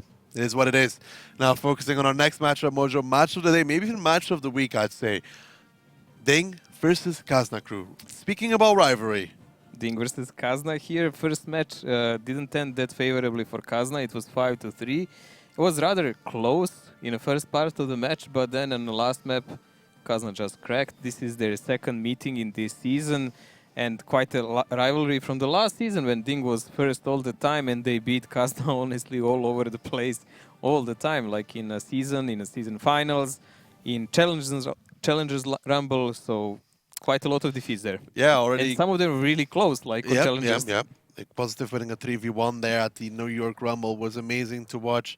That's also on YouTube if you want to check that out. But for Kazna crew, Ding has been a dark horse. I mean, not dark horse, but a bad opponent to deal with, because I mean they've lost every time. Ding picked up Elian from their team as well. Let's take a look at the team sheet in the meantime so we can see Elian in there. They picked up Elian from Ding, from Kazna, and that just added to the fuel. I mean, they keep losing against them, and they lost one of their star players. Yes, Elian is part of Ding. Some players or people, observers, spectators saw it as a treachery, but this is a pro league, so that's why players are able to transfer. And we have from the start all the lineup here: Shokish, Hulk, Mary, and I believe Hulk, Shokish, and Mary, right? They're the only ones. Elian and Koritz and Breakneck. Meritorious, Mojo. How many? Mary. You said Mary? Yes. I was almost going to correct you, because last time Mojo was like, Meritorious was not part of the lineup. And then we checked. Okay, we stand corrected on that one. We do stand corrected on that one. But Positive Break and Koritz joined Yep. in the last season, and Elian joined them in this, so it's a really great reinforcement.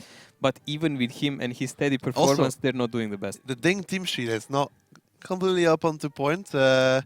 Vimpel is no longer part of Ding. He has been replaced by Sheesh_D_animal. Sheesh! Sheesh. He's special. He's as special as Ducky is, and I believe we will see it when the time comes. We will see it with the time, Mojo. Let's hope we don't. But just like with the previous match, we had a chance to interview somebody. It was Ding. Let's hear from them. Let's hear what they had to say.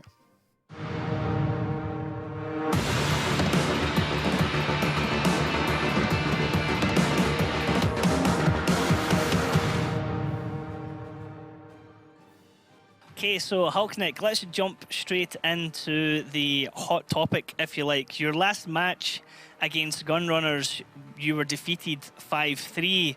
Now, what happened in that match, and what happened to the team, and did you perhaps underestimate Gunrunners? Well, hello everyone.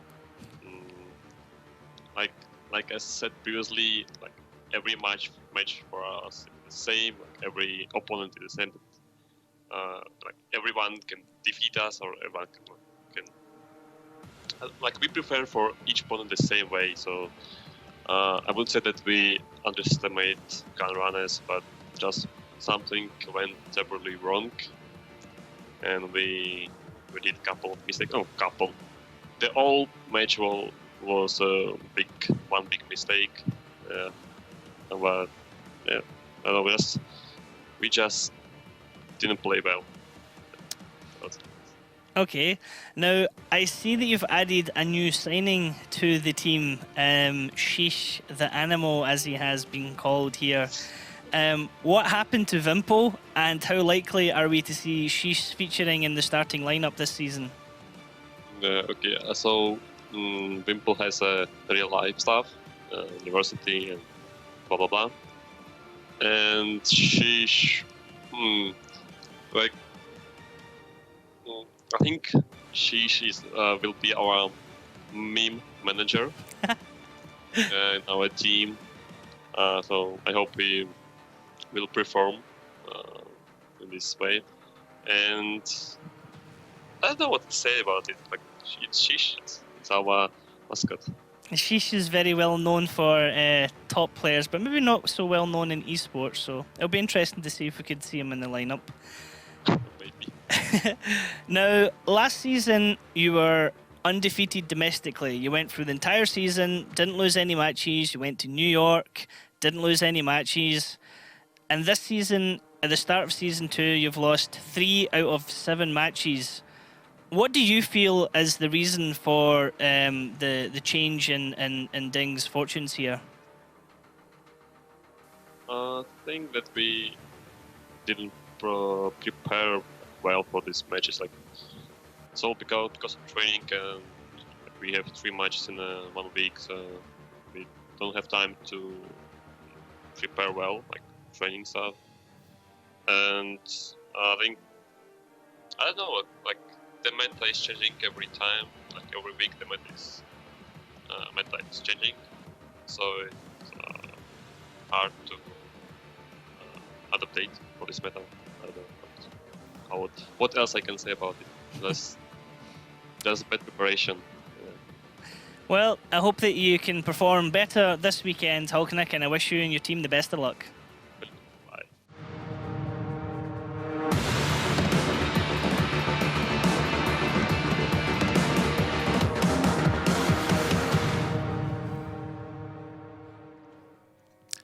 Meme master. Yeah. Meme manager. Meme manager. Exactly. Special. Special person for a special task. I am worried for things TeamSpeak Mojo. Like, I have had some disturbances come from towards players from Ding. I'm worried. Disturbance in a force is noted. Disturbance as in mean, she has a pretty extended soundboard, as in a lot of soundboards. Apparently, he will not be there for trainings, I guess. No, actually, yes, he was playing there during trainings as well. Wow. So, yeah, we'll I'm see how will worried. that do. Maybe it will help with Ding's preparation, considering their performance in this season is not even remotely to the last one. Kazna, on the other hand, is doing at the moment much better than in last season, at least in the first part. Yeah, much better than the first part, but it's kind of what we expect from them as well. Hopefully, throughout the season, it will stay the same and it won't start slacking off. Yes, at the moment they are second with 12 points. First is Gohard with 14. Ding is on, I believe, like 4th spot or something like that with 10. Yeah, something like that. Third, I think. We will check it out rather soon, but yeah, Ding is rather low compared to them. But their opponents, Mojo, Kazna crew, so far, what do you think about their changes in the roster? How have they performed? Vale.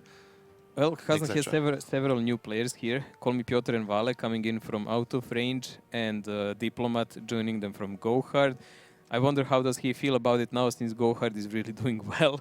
We will see in the future of the games. So far, I would say Piotr is really standard part of their lineup. Also is Diplomat, of course. Vale not so much. He's usually the one exchanging himself with Isne or Durs, or if Nexus is not playing. I'm still kind of worried for this Kazna crew lineup because Piotr seems to be a standard player, but we haven't seen any standout performances like real carries from him, for example.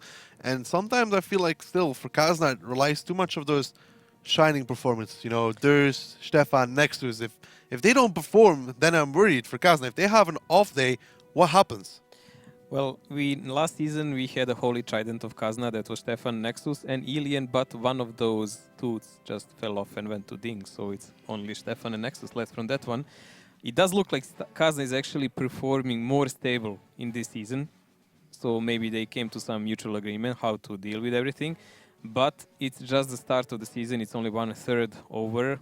They're doing well compared to the on the last season. They were really stumbling hard in the start, but it's really no sign how will they perform in the future, because tactic-wise, I think they're still behind some teams. They're just gaining points on experience so far.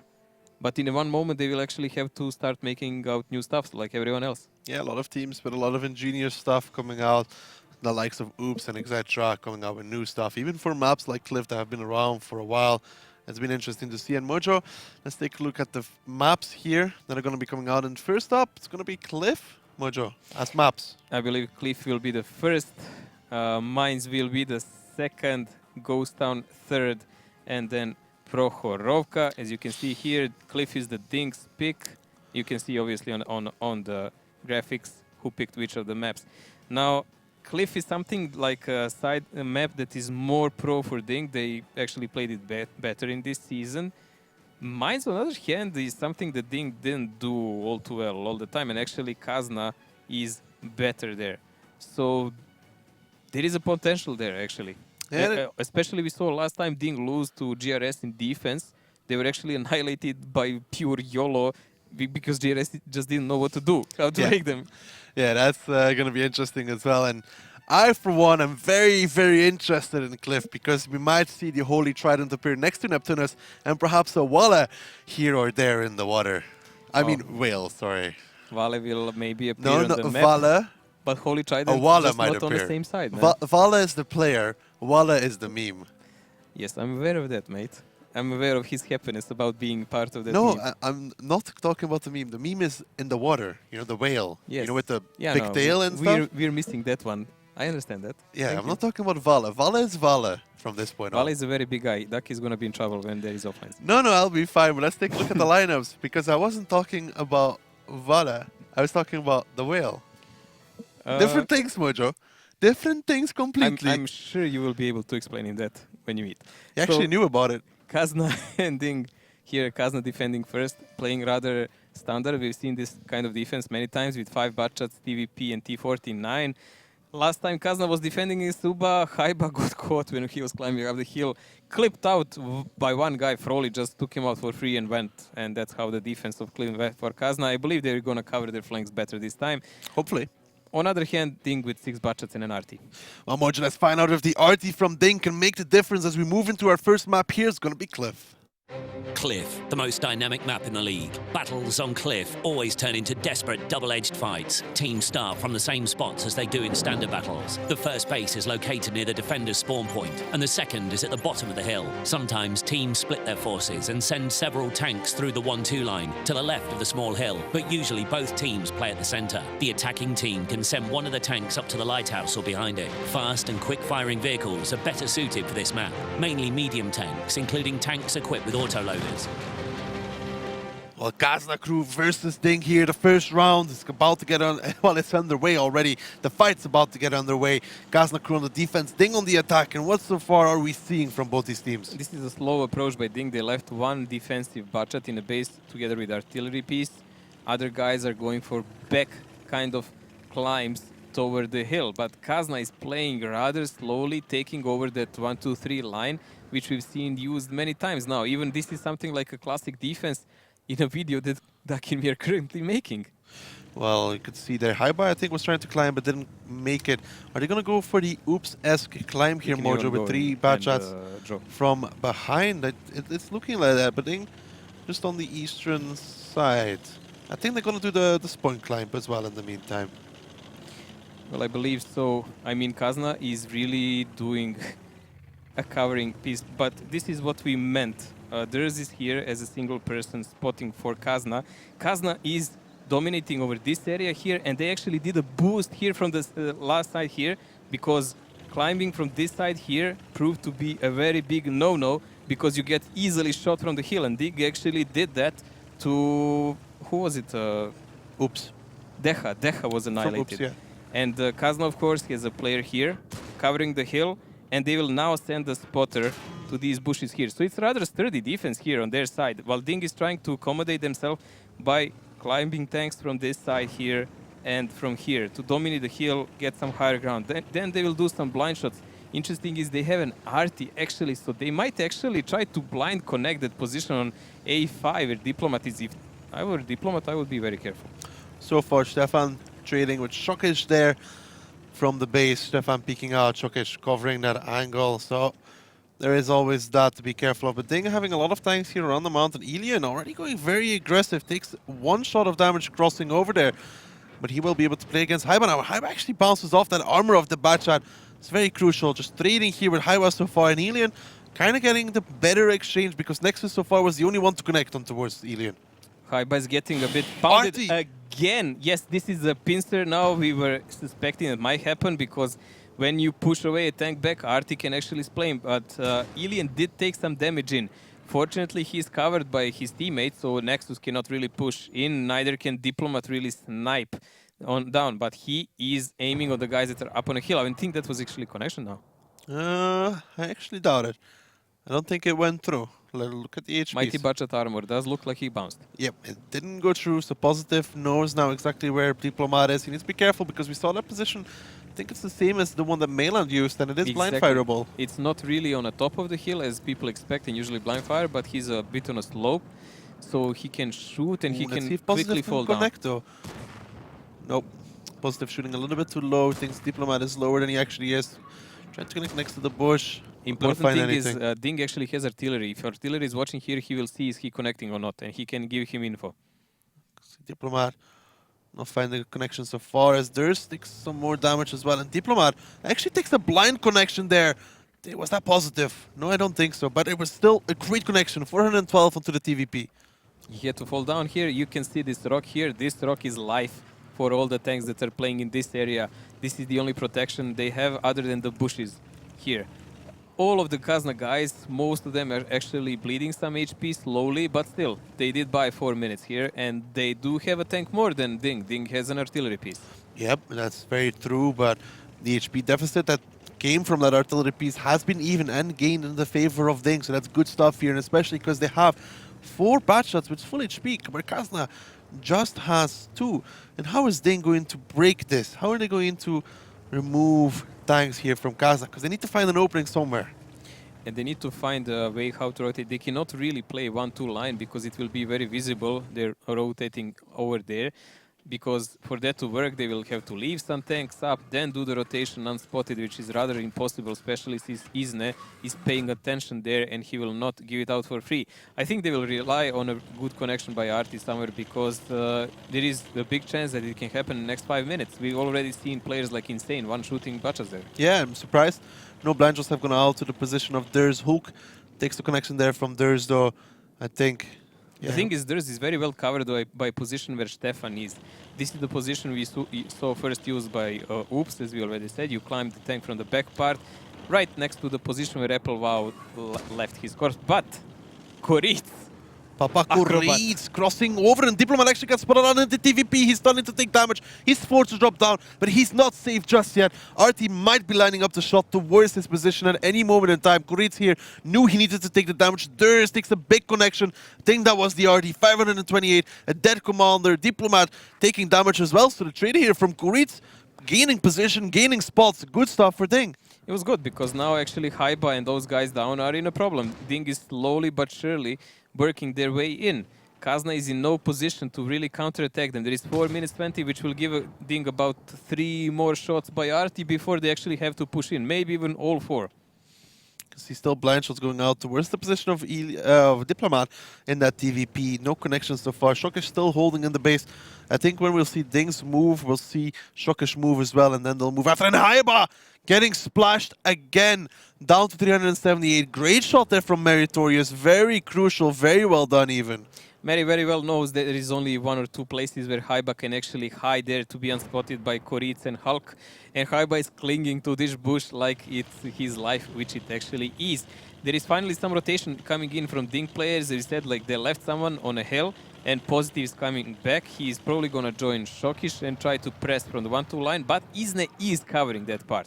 So if that happens, they will be spotted, and then maybe Koritz and Hulk will be in a problem. We'll have to see if it's so going to be like that. Koritz currently on reload, so is Shokish. You see Even now Alien Hook, is joining them. even Hook, this is They're leaving Papa alone. leaving Papa Koritz by himself, but the position he's in, they have to drive over. Break is still on the hill. They will lose 1 bad shot for sure for that trade, and it's perfect for Ding. I mean, Isne might get a big connection now, but Stefan, Piotr, they're in trouble. Breakneck can cover both the angles. He can help Koritz. He can help towards the 1-2 line. And Isne, this might even be a little bit too far because he's going to get catched out.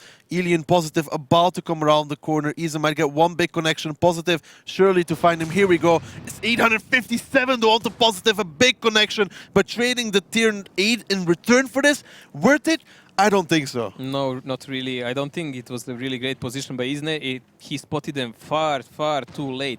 It was a cheeky position meant to see them on time, but it just didn't happen. Breakek so far knows Diplom is there. Nexus is pushing on Koritz. I think he will easily take him out one-on-one. We'll have to see. Nexus now pushing towards Koritz as Durst takes even more damage in his batch shot as well. Koritz is doing well, but Nexus picks him up.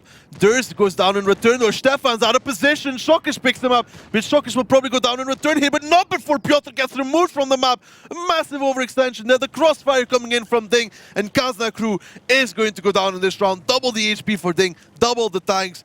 It was perfect. It was really ABC, how to break a defense here. Kazna actually improved their defense since their match with the Suba. They worked on it, but they just didn't have any tanks available for rotation of Ding, and they certainly didn't have a way how to deal with this Arty.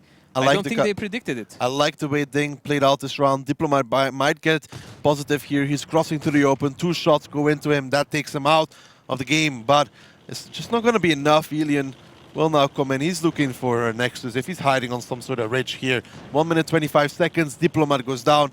Nexus and Haiba. I don't think you can hide from this one. Well, they are here butt to butt, but that will not really help them, both being on one shot. This is GG and 1-0 for Ding.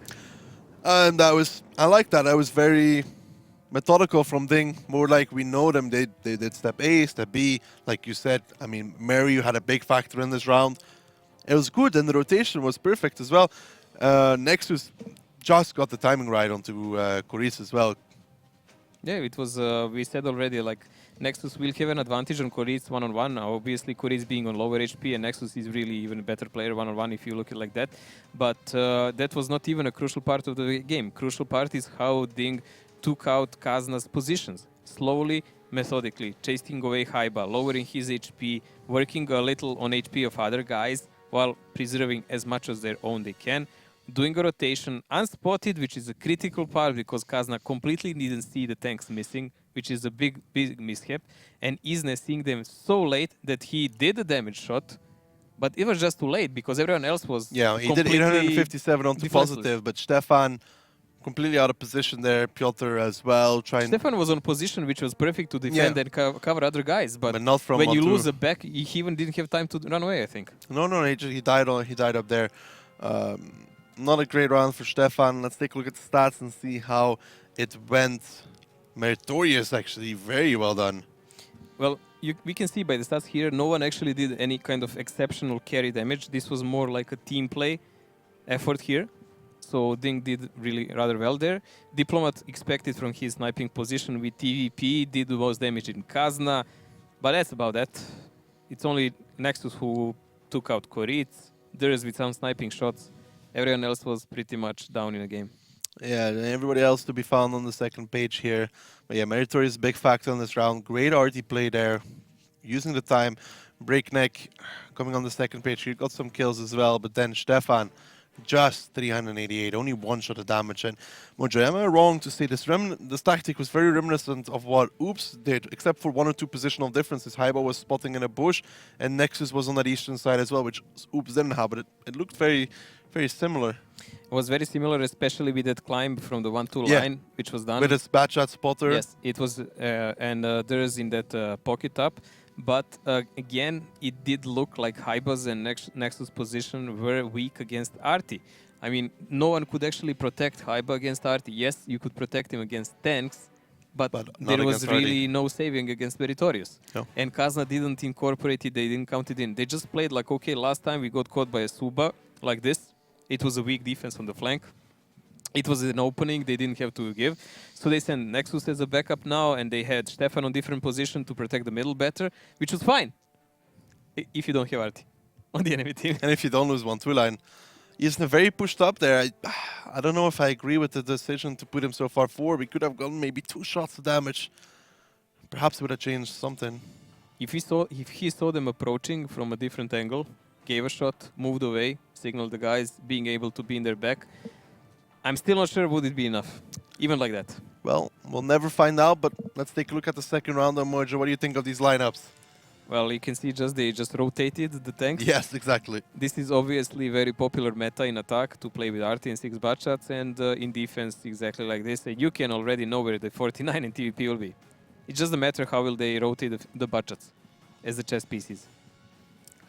For RT players, it's going to be interesting to step in who steps into the lineup for Kazna Crew, because we know Diplomat has been playing it in the more recent rounds here for Kazna Crew in the previous matches, so somebody has to rotate into the lineup. In their last attack, he was playing the RT, And but Vala it was in didn't the really, that didn't really help them then. Well, let's find out and see if it will help them this time, though, as Kazna Crew take on the attack and Ding take on the defense. Ding currently up 1-0, and I think Vetso stepped into the lineup here, Mojo, and Diplomat went into the tier 8, and Isna went out. Diplomat, a very, very significant RD player. He was really one of the best in the last season. This season, this is only the second match I think we are watching him playing the RT. Yes, definitely Vetso stepped in here to play. Who is out? Who did this? Didn't see. Isna. Isna is out on a light tank. So let's see. Kazna putting Vetso on position. We've seen there's, I mean, dead zone a couple of times. It's positioned next to the rock behind the bush, so he can spot out for the remainder of his team. But Ding is really aggressive here, actually taking a lot of positions toward the middle. Interesting, Mojo. Shokish has binoculars on his bachat. Interesting to see what exact use these are going to have. Stefan. Stefan gets spotted there. Nice stuff from Shokish. Ingenious even from Ding, I'd say, coming with binoculars. This is not something common, and them playing here like this, you could say it's even a bit risky. But he's safe from RT in this position. Yeah, he's safe from RT. He has binos. Obviously, Mojo, it's not standard equipment on a Bacha. No, for a shooter tank like that, coated is usually something you use as a moving tank, or you equip him completely for shooting if you know it's going to be a brawl map. But for a position played like this, if he has binos, but that means they're not even playing by spawn then. It's a specific position where he has to go no matter where he spawned. If there is a rush, that can be rolled. But he just picked up some damage there. Got blind shot by Artie. 306. Well, Diplomat is But yeah, perhaps he's blocking them from doing the climb on that side of the map, so they just have to go around the mountain, and Ding's just focusing on covering that off. Ding already covered it. You can see Alien and Positive already there. So Ding is already buying some time. It's going to be interesting to see his Positive in position where he can get shot by Artie, but Piotr taking some damage here. And Piotr receiving some 2 shots of damage, it seemed like. Goes down to 1061, or did he get connected by the T49? I don't remember. Kuritz was on the map. No, 2 shots of damage taken there. Positive and Alien doing the work, and each one gave him one yeah, on a cheek. This is good by Ding, and if Shokic can spot them from doing that climb, that blocks them from the hill completely. What option does that leave them? 1-2, and that's it. And they already tried that push in a last match. They Vetso taking some damage now. Ding is really brutal when they're like lining up their crossfire over the maps. Ding seem much better prepared here than they did in previous matches before, at least in these first 2 rounds. It looks methodical. I mean, Shokish with those binos, then 2 Bachas climbing the hill. It seems planned. All of it seems planned because they're blocking that climb. They're blocking the bottom climb, and they're blocking the other climb with the binos on the Bachat. I think the Hulknik's words in interview were crucial 3 or 4 times. Unprepared, unprepared, unprepared, and meta is changing too fast. Well, it does look like they were researching quite a lot.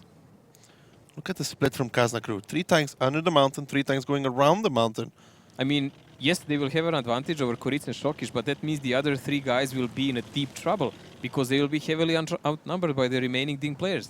3 tanks pushing down 1-2 now. Haiba taking 865 from Kurit. Shokish now forced to go towards the middle. But look at Ding. They're pushing in already. They're going for Durst. They're going for Stefan. Durst is the first target. He's getting focused down. He goes down to a 1-shot. He's going to get removed instantly. Positive now coming off the hill. They lose Meritorious, yes, but they're going to lose Stefan quickly as well. Piotr isn't going to fare much better in the back lines than his bad shot. And Ding, they've come in with a vengeance in this match. They're not letting Kazna Crew go anywhere. They're going to lose Piotr. And again, same stuff as in the first round. Ding completely in the advantage. And Ding here in huge advantage here, being pretty much picked up the round because Vetso and Nexus are only here alive. Haiba is pretty much on 1-shot at dead with RT. This is just not gonna happen for Kazna in this round. Ding was just too better and reacted like animals immediately here. Kazna split with 3 tanks on one side and 3 on another was just an open invite for them to finish them off. Diplomat doing some climbs here in the RT, but it's not going to save Kazna Crew at this point as Ding, man, and when they play like this, they look dangerous. They're like super dangerous when they're prepared, obviously. But apparently on this season they can get surprised quite easily and a lot because they have barely above 50% win rate, which is not enough for the team of their caliber. This is kind of the games which we are used to see them in. Great rotations, good planning, great execution. Just great, all-around great stuff from Ding as they come in to pick up the final kills. Nexus goes down, Vetso to follow. Koritz now in the 1v1 with Haiba, but Alien picks it up from the backside, only losing just one tank in this round, and that was pretty impressive. It looked very, very planned for something that Kazna would bring. Either it was guessing, either it was prediction play. What matters is it worked. It was pretty good because they more centered their defense against Arty on the center. You could see they didn't give great angles to Diploma to shoot. No. The only guy that was more or less open from the team was Shokish, but even his position was well thought of. And it did look like they relied a lot that Kazan will not press 1-2 from the start. Yeah. It did look like that. But they're spotting with the binoculars and Alien positive on the hill, blocking off the other side. I mean, it was good. And those two batches in the middle, that was specifically to help Shokish, I think. Yes. It almost looked to me like they actually guessed that Kazna will play in attack with Arty and play with 6 batches, more centering their attack toward the upper part. Because they left those two batches in the middle. By the way, nice damage from Hookneck here. And Breakneck, Alien. Yeah, all around good stuff here from the boys. Breakneck, Alien positive, well, still in my team. Yeah, Stefan as well on the first bait show. Doing okay so far, but those two batches in the middle, you could see as soon as Shokish had to run because of 3 batches coming down 1-2, Kuritz backed off, Shokish went towards the middle, Positive came off the hill, the batches in the middle just pushed and they found the overmatch they were set up to take. Yes, this is an example of what we were saying in a oh my god, Vetso coming in there with a 0 damage. In a game where Isne played, Isne spotted them rather late. After they emerged from the bushes, he did 1 shot and died instantly. Tank last, yes, he did damage, same as Kuritz did in this game, but he died. And Kuritz here, if game prolonged more, he would have a chance to do more. Yep, he did that massive first shot and then backed off, stayed alive. A big factor in Cliff. Always a problem. Still not looking like such a great map for Kazna crew. No, but this was their worst map of today's pick by far, with like only 25% The next map should be theirs, right? The next map, they have some slight advantage there, and they had some of the better plays a bit on the Mines, but still, Mines is a tricky map. We've seen a lot of teams manage to surprise each other. Kazna had good plays, example, when they played against Gohard, when they played with the mouse, when Haiba caught Zafarchik in artillery, and things like that. But also Ding has really good rotations and map knowledge, how to deal with all that. Yeah, and let's take a look at the lineups and see what they have chosen to try and bring Ding to their knees. It's that standardized 4-pick mojo. Yes, Ding in attack here playing with 1-1-3s, rather sturdy and not lately used lineup here. More meant for a brawl here. No artillery piece. From the Kazna side, they do have an artillery piece and an Grille and an Kranwagen and a nice 4. By the looks of it, Grille will probably just snipe the middle.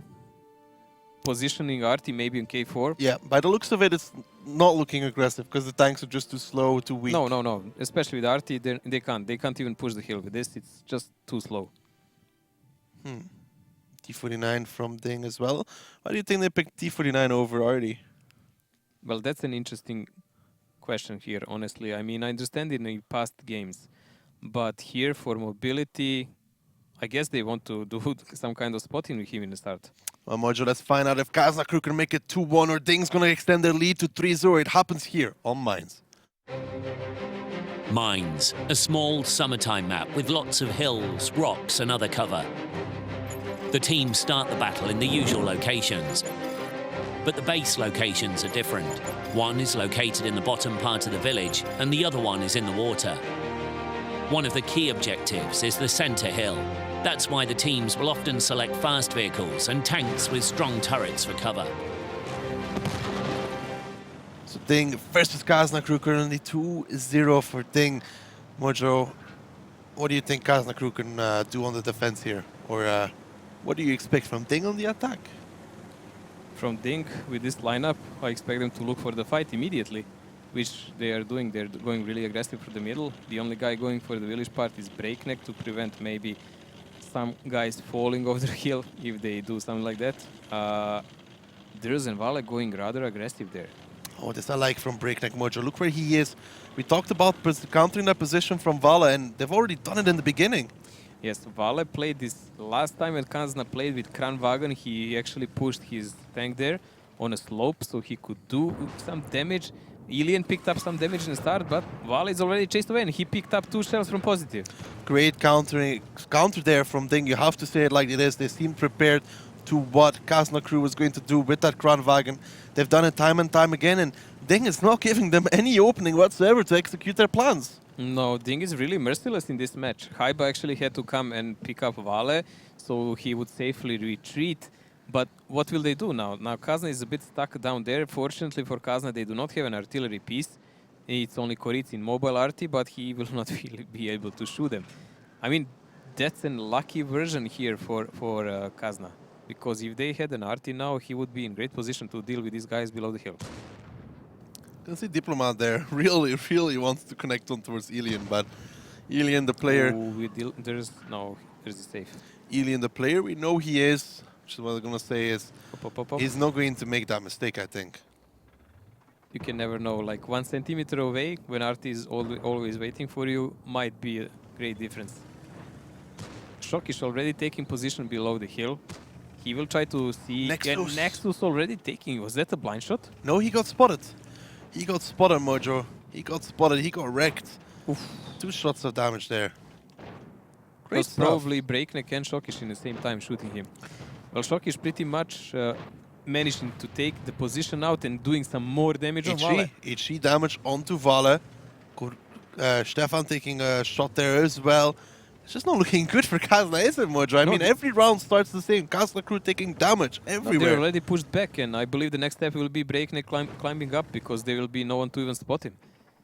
Yes, they have people in positions to shoot Mojo, him. I think Shokish has HE loaded right now. See how many HE shots he has. I think it's HE. It wouldn't be heat. Look, now he has 12 HE shells, 20 heat left. 12 heat, and he already fired one, so he had like 13 or 14 of them. You don't need much heat, honestly. Like, you know how much will Bro be here. But spamming below the hill, that can take quite a while. Well, Diplomat is really trying hard to find someone to shoot, but after initial shot on Ilian he did, I believe that Ilian is just not gonna show himself again until the end of the game. Shokish already pushing up a little bit here. Does he have an angle on towards Vale? Oh, so annoying. Oh, nice connection there. 427 onto Vale. With heat and Vale forced to back around the corner.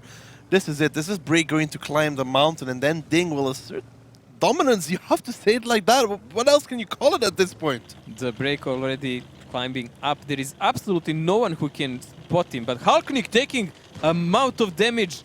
Woo! Like he lost like 1200 there. Did he try to climb, or did he? What did Halknik try to do there? I think he tried to climb and he got punished for it. That was like really, really, really big connections there coming in. But at the moment, Break is pretty much unpunished on the hill with 100% HP. Positive climbing on a hill and clipping on Stefan. Look at this. He got Stefan completely cut out. Nice damage there from Positive. 2 shots on towards Stefan. Durs now running as well. He's no better. Stefan goes down. Mojo, what do you think of this? Mobile Arty Koritz connected. Like, Ding is really doing a number on Kazna now. Well, Mojo, let's listen just how Ding approached the last part of this round. Надо запортить меня, надо сейчас с воды еще поехать. Я на него сейчас ногу выставлю. Я сейчас его простанкану, и ты выйдешь.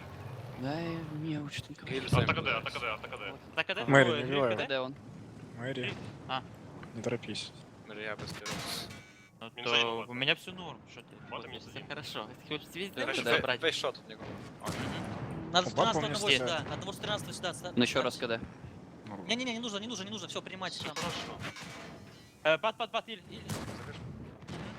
Ты зарядился? Да. КД. Попробуй дать, он на меня, скорее Я всего, заберу поедет. Он не поедет на тебя, он съезжал. У него -2, ну, скорее всего, да. Щеп. На бате. Break, you did boost full HP. Не.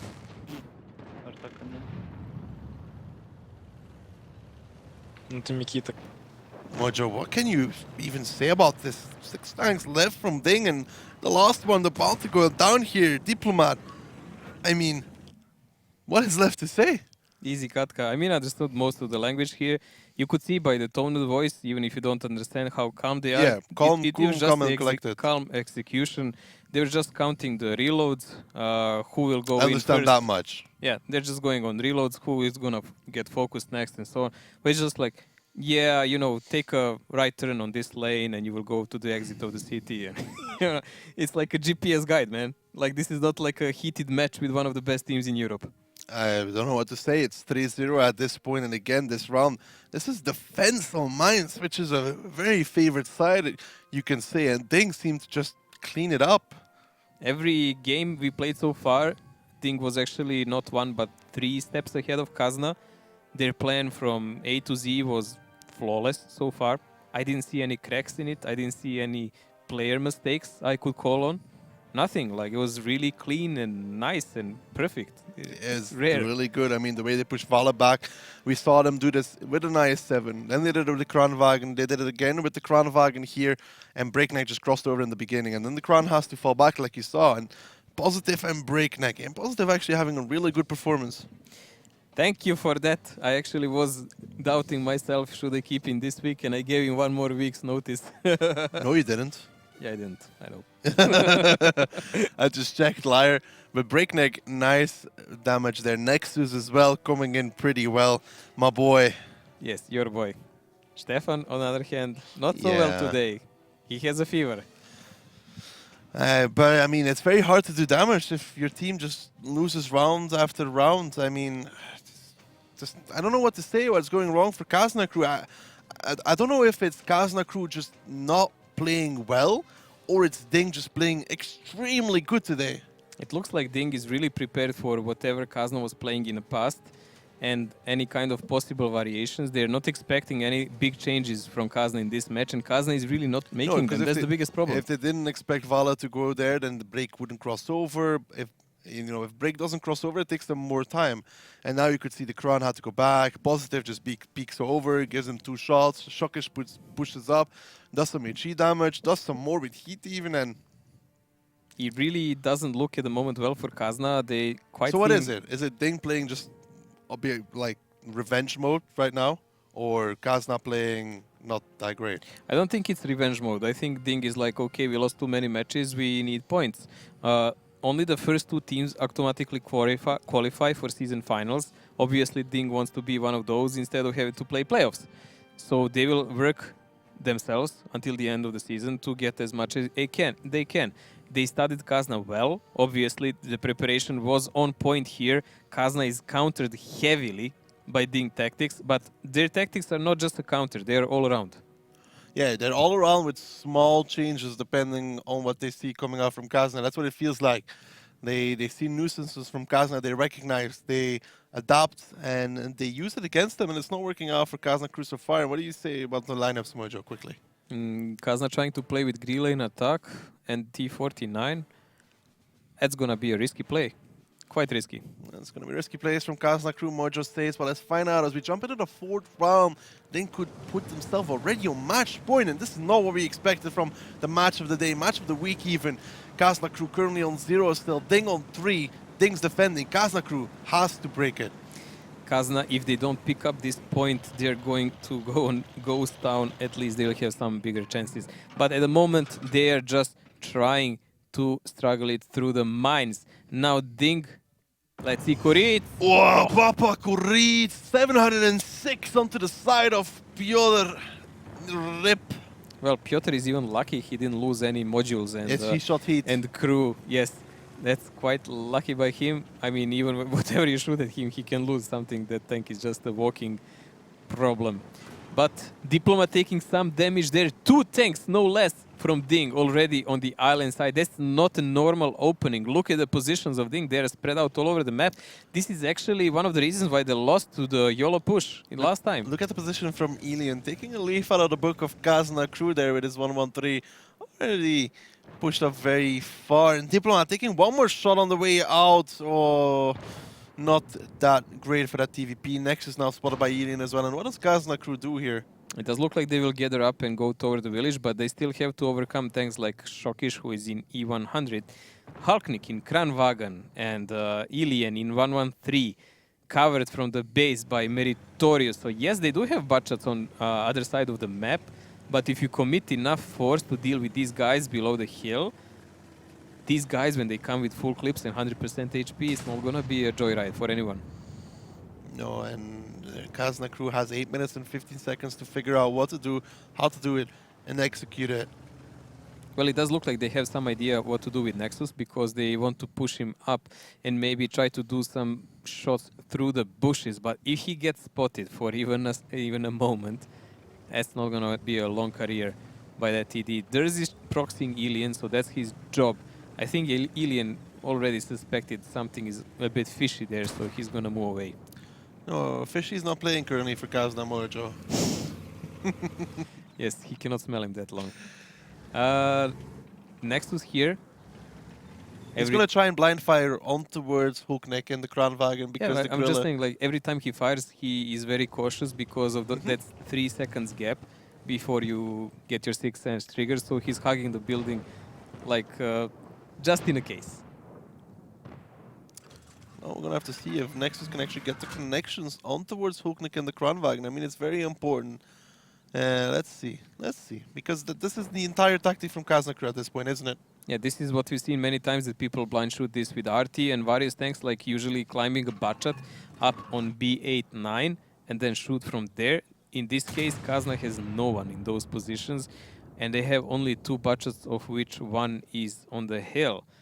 So I don't know if they really want to dig him out. I don't know why didn't they try to climb. I want to see what the Gorilla shot will do here on towards the turret of the Kran. Did that just bounce? Need to see this time from perspective of Hookneck. What exactly happens to the shot from the Gorilla? If it hits, if it misses. Interesting is Haiba is really trying to provoke someone to shoot in so they would see something, but I think Nexus is just missing right now. There is also one more reason why Ding lost when they got pushed by gunrunners. The Kranwagen was actually in reload when the push started. And the Meritorious got catched out on his Gorilla as well in the back lines. Yeah, he was caught there, so that was also a problem. A lot of misplays, as Halknik said now, but Halknik being in the front line has a chance to prove everyone wrong. Yeah, I just saw the tracer, it missed Hookneck, so Nexus is currently not on point with the blind fire just yet. Well, I'm used to actually seeing Stefan on tanks like Grille. He is fairly accurate player with that, and I'm actually more used to Nexus playing butchots and such. But obviously Kazna has some reasons for that, especially Stefan is a really good climber also. So probably they will need him for the later part of the execution. Look how close that is to Hookneck. He's literally firing in between Hookneck and the house, like the left side track and the house. That might lead to Haiba going prematurely somewhere because they don't think something is there. Well, he's going. Oh! The damage taken onto Haiba, even more, 1,664. Wow. This is the pain that the Haiba and Kazna don't need. 2k down on one shot. Mojo, I think at this moment in time, I want to listen to how Kaznakru is doing, because Haiba just went down. Let's see how they deal with this loss.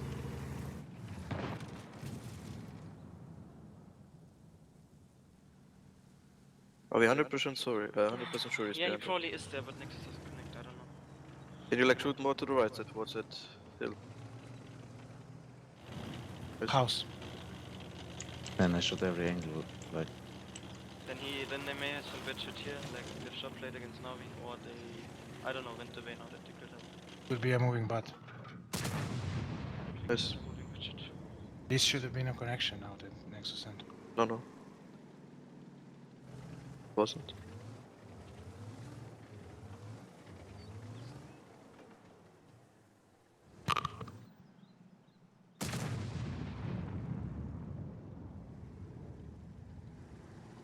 How positive getting spotted? I'm spotting him all the time. Nexus, can you shoot same spot again? I'm checking now if I get spotted by that or not. Who's spotting you, Vetsa? Positive? I think something from here-ish. Could be that boosted guy. You think there is 2 patches? I don't know, mate. When I peek a little bit upper, he spots me always. I'll blind shoot one more with that. No, not spotted. Reloading. That was a connection. One connected. So they have 2 patches on the island, probably. Yeah, now he doesn't. Yeah, he spotted me again. Like, Piotr, is there any chance you can shoot him from there? Yeah, 2 bushes. Did he take some shots? Georgia, can you maybe Nope. go here in that bush and I try to give him shots from the middle? Yeah, I can. Let's end there. I don't know what to say, Mojo. I wanted to hear how it sounded like after they lost Haiba, but very little communication. Nexus seemed... he said he tried everything to try and hit that position. They were discussing if he was there or not. They were sure he was there. And just miss after miss onto Hooknik. You could see how Stefan is not pleased with the fact that Hulk actually took no shot by Grille there. And they actually really don't even see where Ding players are most of the time. It doesn't look like they actually have any kind of idea how to dig them out, which will result in only one way that they can handle the game till the end, something that GRS did to Ding. It's gonna be a YOLO in one moment, but in this case, it doesn't look like it will work. Like Ding is really playing well. Hooknik finally reveals his position with 2 minutes 30 seconds left. Nexus taking the damage for it. This is just gonna hurt for Kazna. Hook's like, here I was. You missed me every single shot. I'm full HP, boys. It's gonna be a really disastrous game for Kazna. We already said when Nexus gets spotted first time, he's gonna get pretty much wrecked with HP, which is exactly what happened here. Piotr now taking more damage as well. He's down to 27. And Mojo, I wanted to listen if Kazna had an idea of how to approach the round, of how to win it. There's 80 round by Grilla at this moment that fired on Hulk. He gave up on hit. Just don't think it's enough, Mojo. I mean, now Vetso, Diplomat peeking around, Diplomat taking damage, Vetso is as well. This is the desperation attempt. Vetso pushing around the corner, Breakneck, Shockish, and the rest of the team just waiting for it. Breakneck picks him up, now Stefan pushing in towards Hooknik, but there's already force behind Hooknik as well, which is Durr. Stefan's on fire, he's burning. That's very annoying. A damage engine as well. 1 minute 30 seconds left here, and Ding only just dropped below 10k HP. Breakneck picks up Diplomat. Durst takes damage. Kuric is pushing in. Meritorious is following. The rest of Ding know they can clean up. And Kazna crew is going to go down 4-0 here against Ding. This looks so merciless. No hard, Ding. Come on, give them the game. They only just, like 30 seconds ago, dropped on the 10,000 HP left. At this point in time, well, until Kuric took that shot from Nexus, they still had more than 9,000, with pretty much 5 tanks on full HP as Positive finishes it off. And that's 4-0. And Mojo, they had so many tier 10s that were still practically full HP. Even Kuric was full HP until Nexus hit him at that point. They had 6 full HP tanks. This game was completely under Ding's control. There was nothing that Kazna was actually doing well to deal with it. We've said on the start of the game, Grille is something risky to pick up, and they probably took it to try to snipe out the positions. They tried, he didn't make any connections, and their plan fell apart completely. Like the push from Ice 4, Haiba, when he pushed trying to spot him. That was something that Ding was waiting for, and Ding really wrecked him as he was approaching. Yeah, you could say that much. Haibas did something like that before in Ice 4. This is the 3rd or 4th time. It doesn't work well, especially when there's people that actually know how to click. That was the 3rd or 4th time they did this with the Ice 4, and maybe if Nexus connected, because he had probably a lot of HE rounds, but none of them.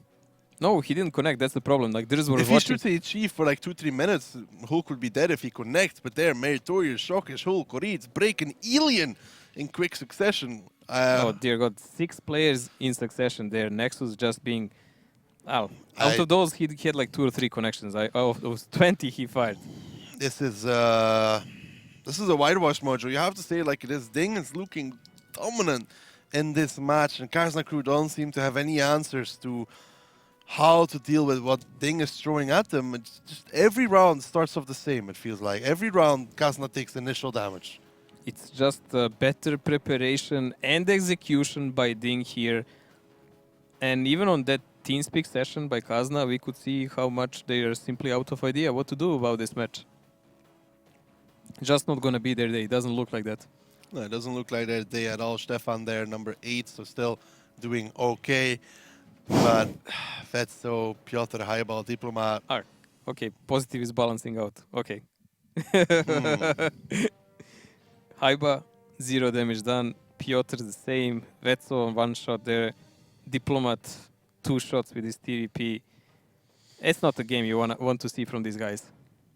Oh, no, definitely not the game you want to see. And we did kind of talk about it. Unless we see some big performances from Stefan or Nexus or Durst for that matter, At the moment, Stefan is getting pretty much annihilated in every game. He Nexus didn't have even opportunity to fight, I would say. No, Nexus is not having the great series either. I mean, half of his damage came from the last shot onto Koreeds. So he's not having a good series. None of them is having a good game. We can say like this, simple. Like, yes, you can have the best players in the world if you want. If you don't tactically position them well enough so they can actually do something about it, this is how it looks. This is how it looks when better tactically versed teams plays. Well, we said Kazna has some a team that seems flaws with way tactics better sometimes. prepared as well. Yes, they have some flaws with it, and it just didn't work out in these games. Well, Kazna crew has to happen here if they want to pull it off. 5 rounds is what they need to win. 4 is just what bare minimum to get to tiebreaker. Well, interesting here. We've already seen Kazna play with 2 Emils here, and we already seen Ding play many times with Udes in defense, and it's actually not working out well for them. This is actually probably one of the worst maps for them in this season, Ghost Town. Everybody's been trying to counter them on Ghost Town, and it's already worked a few times against them. Now, Kazna crew will have to do the same thing here 3 more times. I don't know. First game, Ding played Koritz, sent us the lessons, and he did almost 3,000 damage and everything, but even then they lost. Well, Mojo, is the dream alive? Can Kazna crew come back? Let's find out as we move into the possibly last map. It's going to be Ghost Town.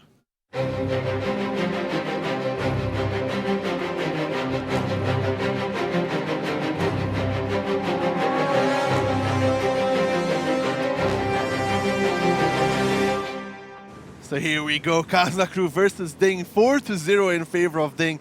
None of us expected this, but it is here, it is the scoreline. Kazna crew has to attack, Ding has to just defend to make this a 5-0 clean sweep against what is arguably their biggest rival, Kazna crew. Breakneck doing offensive spot as we are used to by now. He will do a turn toward his tank soon if he thinks there is anything. But he's failed it. This is the first time we've actually seen anyone fail the climb in this season here. That's very unexpected because look at where Kazna is going. Yeah, it might cost them, but I think that he will have a chance to climb again. Oh, that should not be an issue because Kazna should not have any kind of forward spotters there. Still, it's not a nice thing when it happens. He should go here through the bush, I think, and go up. Well, he has his own way. He makes it. He goes up, so he'll be in position. There might be some buildings left. Stefan will be going on to the cap. But what is the 50B doing there? Interesting play. I believe they will put people in the cap and aim for the corner where the guys will come out, probably where Ilian and Does the any other of them guys have are. spotting equipment? But you can't spot they can't spot the Udes. Not unless you actually push the tanks. Maybe they will do a really super... No, maybe they will just do a super push like with one tank over. Oh, that's very close. That's actually hitting. Oh, nice play! They hit him. They caught him. Genius from Kazna crew here. X marks the spot. Ding, you are too predictive. First round, they were completely predictive, and they got wrecked immediately. Well, Ding, you better hurry up because you're out of position right now. Cap's on the way, 3 tanks on there. And the second or 2, actually 2 tanks on there for now. So 51 seconds for Ding to get in here. So far so good for Kazna, because Ding will now actually have to sacrifice quite some deal of HP to decap them. They do not have higher ground anymore. Hulk will be the guy probably in the biggest problem because he will have to go over the open field to try decap 2 tanks in hold down position. And this is what happens when you try to do that. Yeah, Hook already taken 449 from Diplomat from the back lines. 26 seconds is left on this cap. They need to go. They need to make the play now. Meritorious in the E100 is going to get to the corner. And he probably has HP loaded. He's going to try and reset. Breakneck taking some damage. Can he get the reset? Meritorious, does he get the reset? No, he doesn't. He won't have. He will just about have reload. Just about with 1 second to spare. But look at the damage that's being taken onto Positive, onto Meritorious. Positive is going in first in the Crown Wagon. And Kazna crew haven't lost a single hit point yet on any of their tanks. This is it. GG. Game over. No. Whoa. Last second, the HE decap. Nice. Meritorious, but still. HP. Almost 5,000 down. Yeah, 5,000 HP down here, Ding. I don't think it's going to be a 5-0. Ilian gets tracked, gets held, gets taken down by the entirety from Kazna crew from the corner. And Kazna crew finally showing signs of life here into the first round of Ghost Town. But is it too late, Mojo? They will probably get this round. But they need so much more than just 1 round. Again, another round that looks quite lost. It is lost. For Ding in defense, I think they should really rework their play from the scratch. Like this UDES play is simply costing them too much on Ghost Town. Every team they're playing lately is picking Ghost Town to play against them because they know how weak Ding is it on it. Well, that blind fire from Casna was something we haven't seen before. As Positive goes down, 3 tanks from Ding soon to follow to the graveyard. Shokish in the FV215B while you're not going anywhere in that slow tank. Piotr comes around. One more shot if he gets a nice high roll. Nope, Vetzel will probably get hit. Hulk is the last one. Stefan will get that one. And Casna crew, very dominant victory here. And it's 4-1. Yeah, I mean, it's a little bit too late to wake up though. Yeah, they are now 3 games still behind, but at least it wasn't annihilation. It wasn't like 5 to potato or 0 or 5 whatever. to potato. Yeah, it's really... But that blind fire from... That is something no team will ever fall again for. Yes, I mean, you really need to... But, like, it was very, very smart from Casna crew, that's right.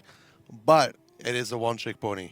I mean, I don't think the UDES will ever sit completely on the top again.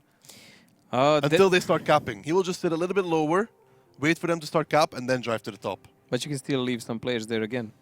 Yeah, but you can go you a will little get bit counter lower. pushed, and that's the problem then. You can go a little bit lower, and if you leave too many players there, you get indeed counter Yes, pushed. so that's the problem So it won't then. happen again.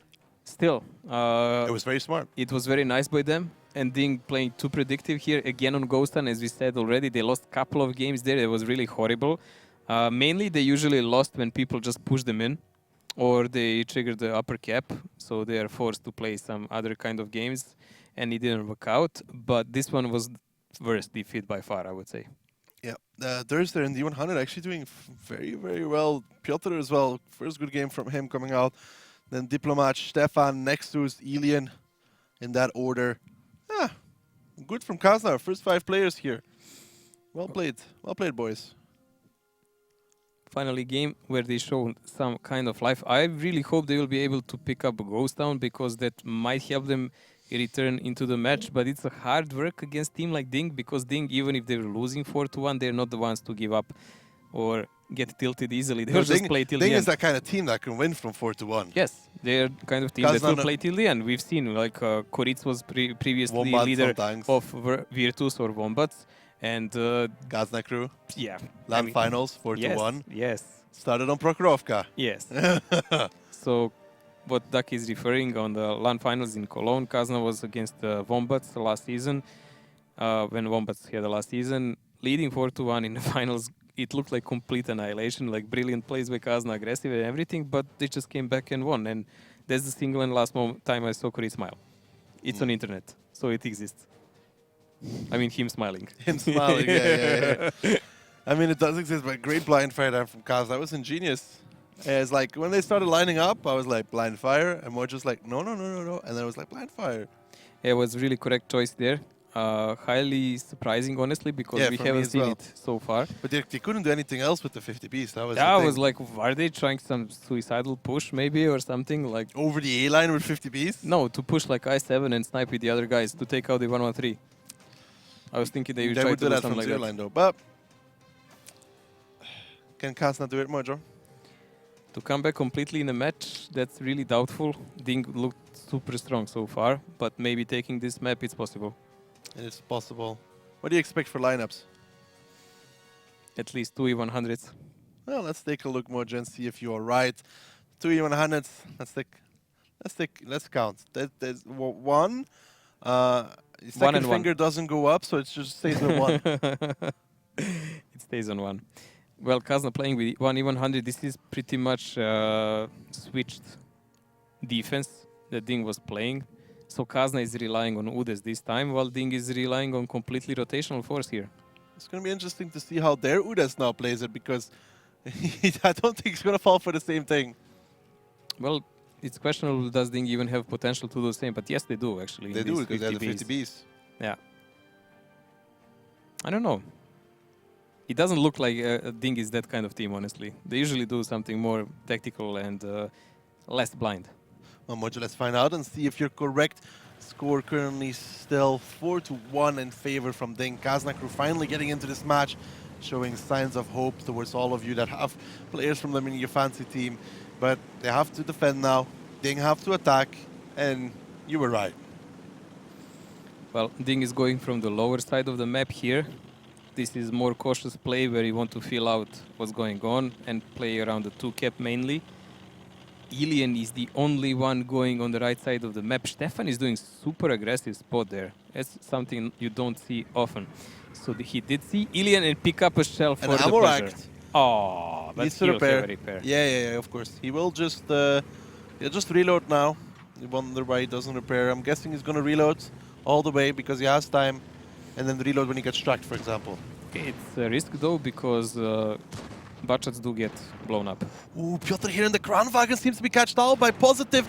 Meritorious now coming around the corner as well. Can they catch out the Kranwagen or not? Positive needs to get back around the corner. There's 50 Ps waiting there. But Mary is just about far enough. Diplomat peeking out so on towards him. Mary overextending a little bit. Piotr still alive. Meritorious.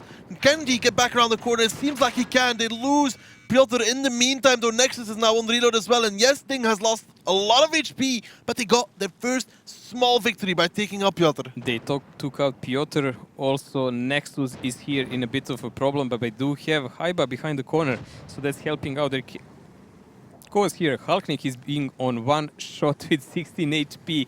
That's a very important thing, but Ilian again is playing against Stefan. Ilian completely chased down Stefan. He gets struck here though by Isna. Can he get back around the corner before he takes another one? Yes, he's just about fine in his 50B. Grabbing a reload now as well. Stefan repairing at Amorak, and HP just about even here. HP about even here, but we do have Hulk on really low HP, same as Stefan. And I believe the Kazna is actually in a bigger problem because this Udes is really useful when you want to lure players on the open ground. But they do not have a Kranwagen who can deal with the D-cap on number 2 cap now. So that's a problem because eventually Dean can just place one tank there. Hulknik here just trying to survive behind the building. One shot onto that building will take it out, and then perhaps they'll be able to kill him. Haiba, he's going to line it up. He misses. But why did Hulk break the part of the building himself? Who knows? He got a bit scared there, I would say. And he just accidentally drove over it. Breaknik is playing aggressive over the other field now. He knows he has advantage over Stefan, so he will probably try to play 1 versus 1 on him and risk getting shot a bit by Isne. But still, Isne does have a reload of like 9 seconds or more. Thing is, the buildings are still alive. He could cap if he wants Stefan. Oof, lucky. Oh, just about surviving there, Stefan. Shokic is now the playmaker here from Ding. That is 7 full HP. Gives him a lot of room to move around. Did he see Nexus rotating? Nope, he didn't. Nexus is unspotted. I believe if he didn't pull out so much from that little slope, he would actually see him. But it's important that Nexus ran away unspotted because now Ding actually doesn't know that Haiba is alone. What is the move here going to be for Ding? HP is even, but tanks in favor of Ding. Hulk is low, but then again, Stefan is low as well. And you have to keep in mind, 1000 HP of Kazna Cruz HP is onto a tier 8, which might not have an effect in this round, where Ding players are tier 9s. But Hulk, he goes down towards Haiba. Haiba picked him up finally. He took only 1 shell for that, which is a good trade. But Koritz is doing... Ooh, this is important part. Ilian fell down to Durs and the attack is on. Breakneck is now pushing into Durs, but that doesn't work out either as Diplomat shuts that down. I think Ilian took a big high roll there from Durs and that shut him down in his 50B. Unlucky there, but now Ding losing tanks. Diplomat goes down towards 138 HP though, but Isna still providing backfire from the back lines as Koritz. He goes down as well, and it's just 3 tanks left standing here, and Kasakru, they're still in this match. The misplays by Ding in this game are very real. Ghost Town is really not a map for them. Last season they were so dominant on them, the people were running away, not constantly banning it against Ding, even rather playing steps than this. But in this season, everything but. Like Ding, even their 45% win rate on this map will not look so pretty after this match. Well, they have 3 tanks, 3000 HP. There is always a possibility because 2 of them are Clippers and they still have Shokish. But still, Kazna does have 6 guns in the game. If they play well around them, they can easily win the match, especially since they can use Haiba and Durzer as battering rams. I think Shokish is going to go towards the cap.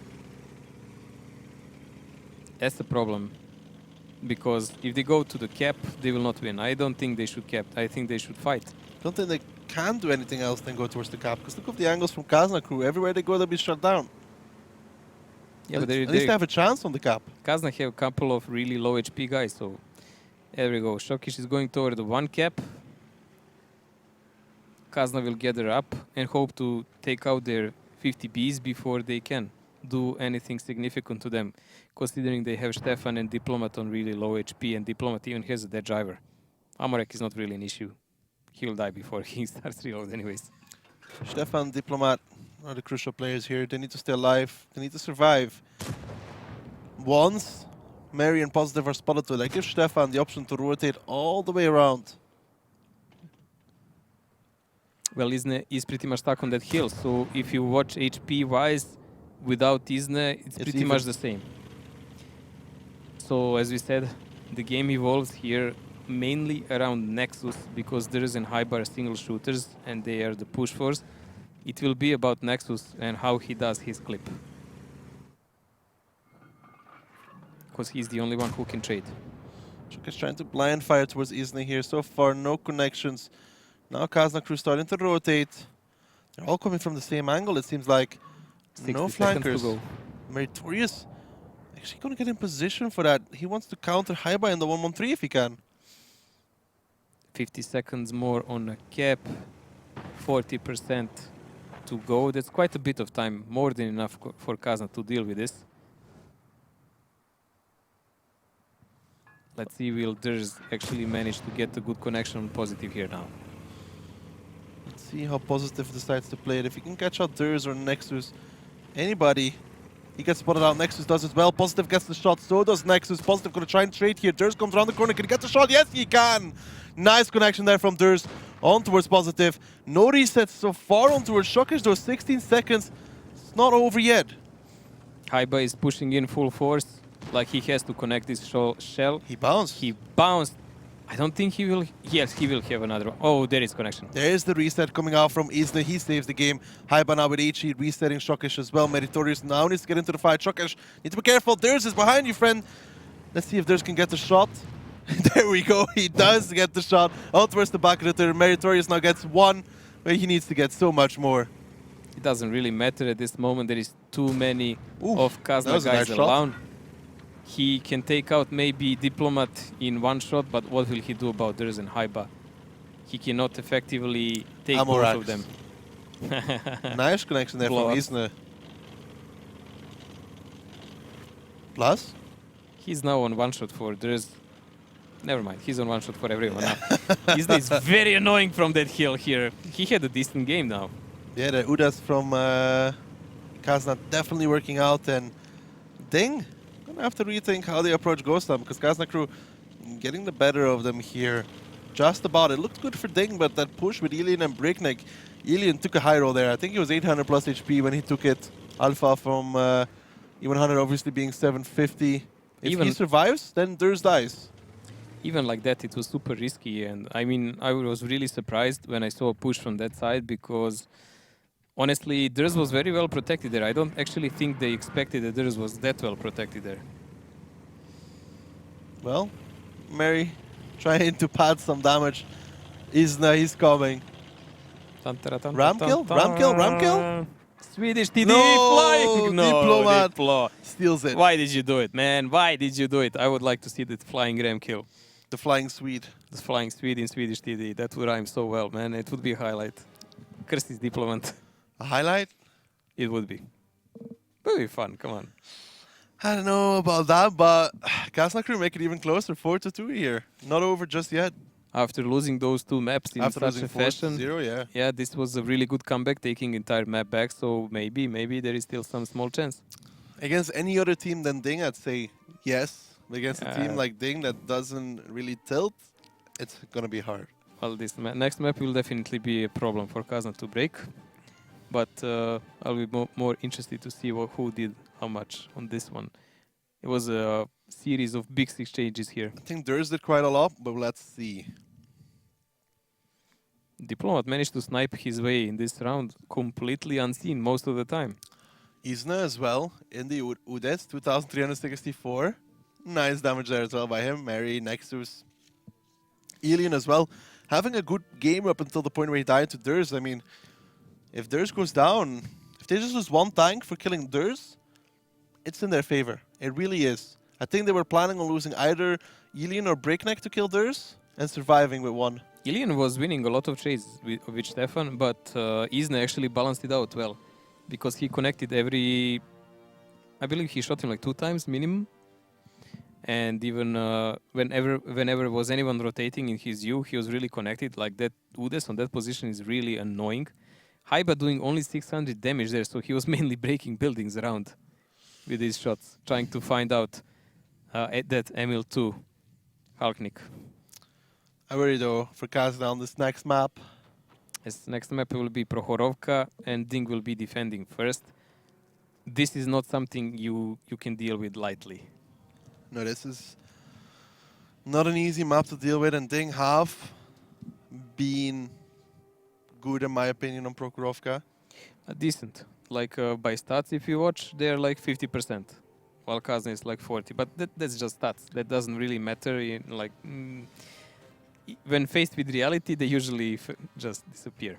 The fact is that Ding is a well-thought team, and it's hard to break them just like that on Prokhorovka. And Kazna didn't show that much in the last games on Prokhorovka either, so this is kind of a problem map for them. Last time we were watching their defense on Prokhorovka as example, they were looking like sitting ducks. Didn't look well at all. Well, Mojo, the question still remains, can Kazna crew do it? 2 more rounds. The dream. Well, they were kind of emotional team before. Maybe if they get carried over, maybe. I mean, this round can pretty much decide, because if they win this, they actually have a chance to go back, not just in a match, but take it. Well, Mojo, let's take a look at the lineups and see what tanks they're going to try and take this round with.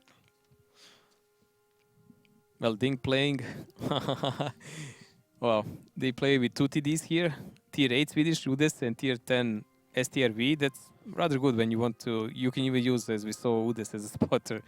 And STRV as his backup in the forest. I really hope they will not cross the rail with STRV. Like, the rail is the furthest point that things should go. But Kazna playing with Grille and STRV in attack. This is something that we've already seen today. I'm still gonna give it to Kazna, gonna give it to Ding. In this kind of game, I look like I really like Ding's lineup a bit more. Well, then I'm gonna have to give it to Kazna. And Like- just to be like, counteracting of you, Mojo. Okay. Somebody's gonna stick with Kazna. Look at him, betrayal. Seriously, you're gonna go there that way? You, of all people. You are like a United Nations of betrayals, man. What do you mean? Yeah, you don't. You just sit with everyone you can, man. I sit at every table equally, okay? I'm a man for the people, by the people. You would make a great politician. I know, man. Really, I'd be amazing, actually. Well, you and Trump, man. Whoa! Whoa! Wait, you might become a president. Yeah, well, technically, you can't become a president of the US unless you were born inside. So the biggest I could achieve is governor, like Schwarzenegger. You will just get citizenship. It's just You- details. You have to be born in the US to become a US president. Really? Yeah. That's why. Never mind that. That's why they we made are, we are so- off the subject. yes. We are off the subject. This is a match point for Ding, and Kazna actually took the entire map here, and we really don't care about politics anymore. So we are coming back on Prokhorovka. Both teams have TDs, 2 of them on the same side. We are waiting for teams to get ready. Kazna is playing in attack with Grille and STRV, and Ding is playing in defense with If they, STRV if and they Udes. don't find an opening in the 1-2 line, it's just not going to go well for them. I mean, with that STRV, I don't see them go eastern side. I'd be surprised. I mean, usually that lineup lends itself more towards the 1-2 line, like we've seen today by Utopia as well. So, But Kazna, like, they need to break it with the spotting with Ru, I guess. But Ding will probably just put Udes ahead, and they will have STRV sniping in the background, we'll and have to he's see where really they put nasty the Udes, sniper. because we saw how great camo value he has. Yes, we did. I'm still gonna check the demo. Well, Mojo, let's find out if Kazna crew can do it. Can they come back? Let's find out on Prokhorovka.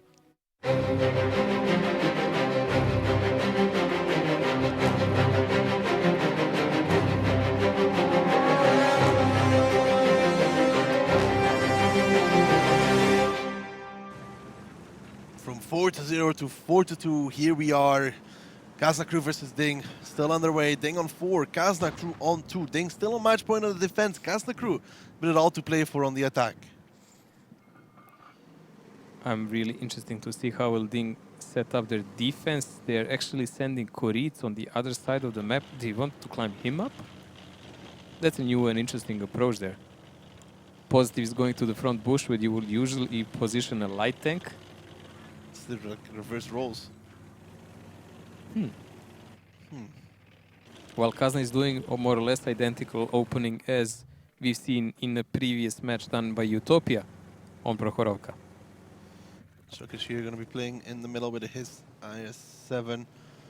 So far, doesn't see anything. Meritori is actually playing in the 1-2 line, something similar to what we saw from GRS, but then got abandoned after they spotted out Danny.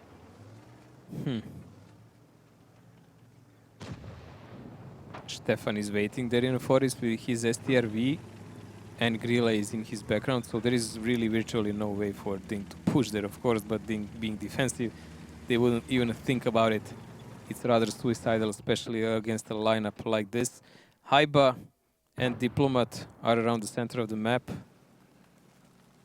Maybe in near future they will actually start and just go. He's trying to Stefan's trying to blind fire towards Breakneck's position, but as we can see so far, no connections coming out on towards his bad shot. Positive was securing the climb for Koritz, so Koritz can go on A0 with the Tudest. It's going to be interesting to see how exactly is he positioned and what's his value there. And now Positive is more toward the other side, just like a backup. Binos for Positive, Mojo. Op, look at this. Shoot him, shoot him, shoot him. No. But Bino is coming out from Positive. That's an interesting factor again. It's positional play. He's going there because he is playing there. It's not by spawn. So again, Koritz with his camo net is sitting on middle of the nowhere, expecting not to be spotted, as he will not, of course. He's not even in siege mode, I think. Is he? We need to see the first person with that, but he's not elevated, that's for sure. Ooh, Breakneck taking the first blind connection there on towards his bad shot.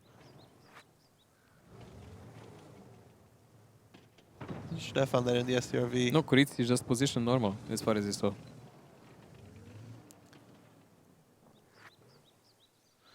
How long before Break goes back into the bush? Stefan is really good at blind shooting, man. We know that. So this STRV is not thrown there. Yeah, I don't think he's in siege mode. No, he's not. He just wants to spot and move away back if he sees something. Stefan's still blind firing. Luckily for him, the STRV has a ton of ammo, so he can do this. Ooh, he's getting close. Maybe I'll get another one. And that was not so close. Of course, when you all these lasers, when you have all these bushes here, it's really hard to determine are you hitting all the correct angles. But Stefan usually does it well, especially like on maps like Murovanka, where he was playing relay in the past and pretty much pinpointing the scouts. In this game, in the Mines game, actually Nexus had that role, but he didn't do it that well against the Kranwagen. Stefan now is trying to sort out all the bushes he thinks are dangerous for Kazna before they push in, and maybe find where the spotter is. Maybe they're also expecting Udes to be somewhere there, not a butchot. Well, so far so good for Ding though. 4 minutes have gone by. Kazna crew have done 1 shot of damage. There's here just supporting towards Isna in case he gets pushed on, but as we can see, that's not going to be the plan here. And Ding is not moving. They seem to be sure what Kazna crew is going to bring to the table. I think he has no reason to move. Like, they have the angles covered. They are relying on rotation if anything happens. Shokish is being the point man for them. He's just keeping the proxy on the middle. That's about that. Everyone else is lined up in a really sturdy defense there, because if Kazna actually decides to push 1-2 line, it's going to be a carnage. Piotr's now rotating towards the east. Stefan went out of siege mode as well in his STRV. Don't know if he's going to go back into it. Kazna crew would have 5 minutes to make a move. Going to push the middle with 2 bad shots on towards Shokish, you think? It's going to be super risky because they can shoot there from a couple of angles, and Kazna should be aware of that. Well, it looks like these bad shots are going to try and push up, come closer and closer. Go for Shokish.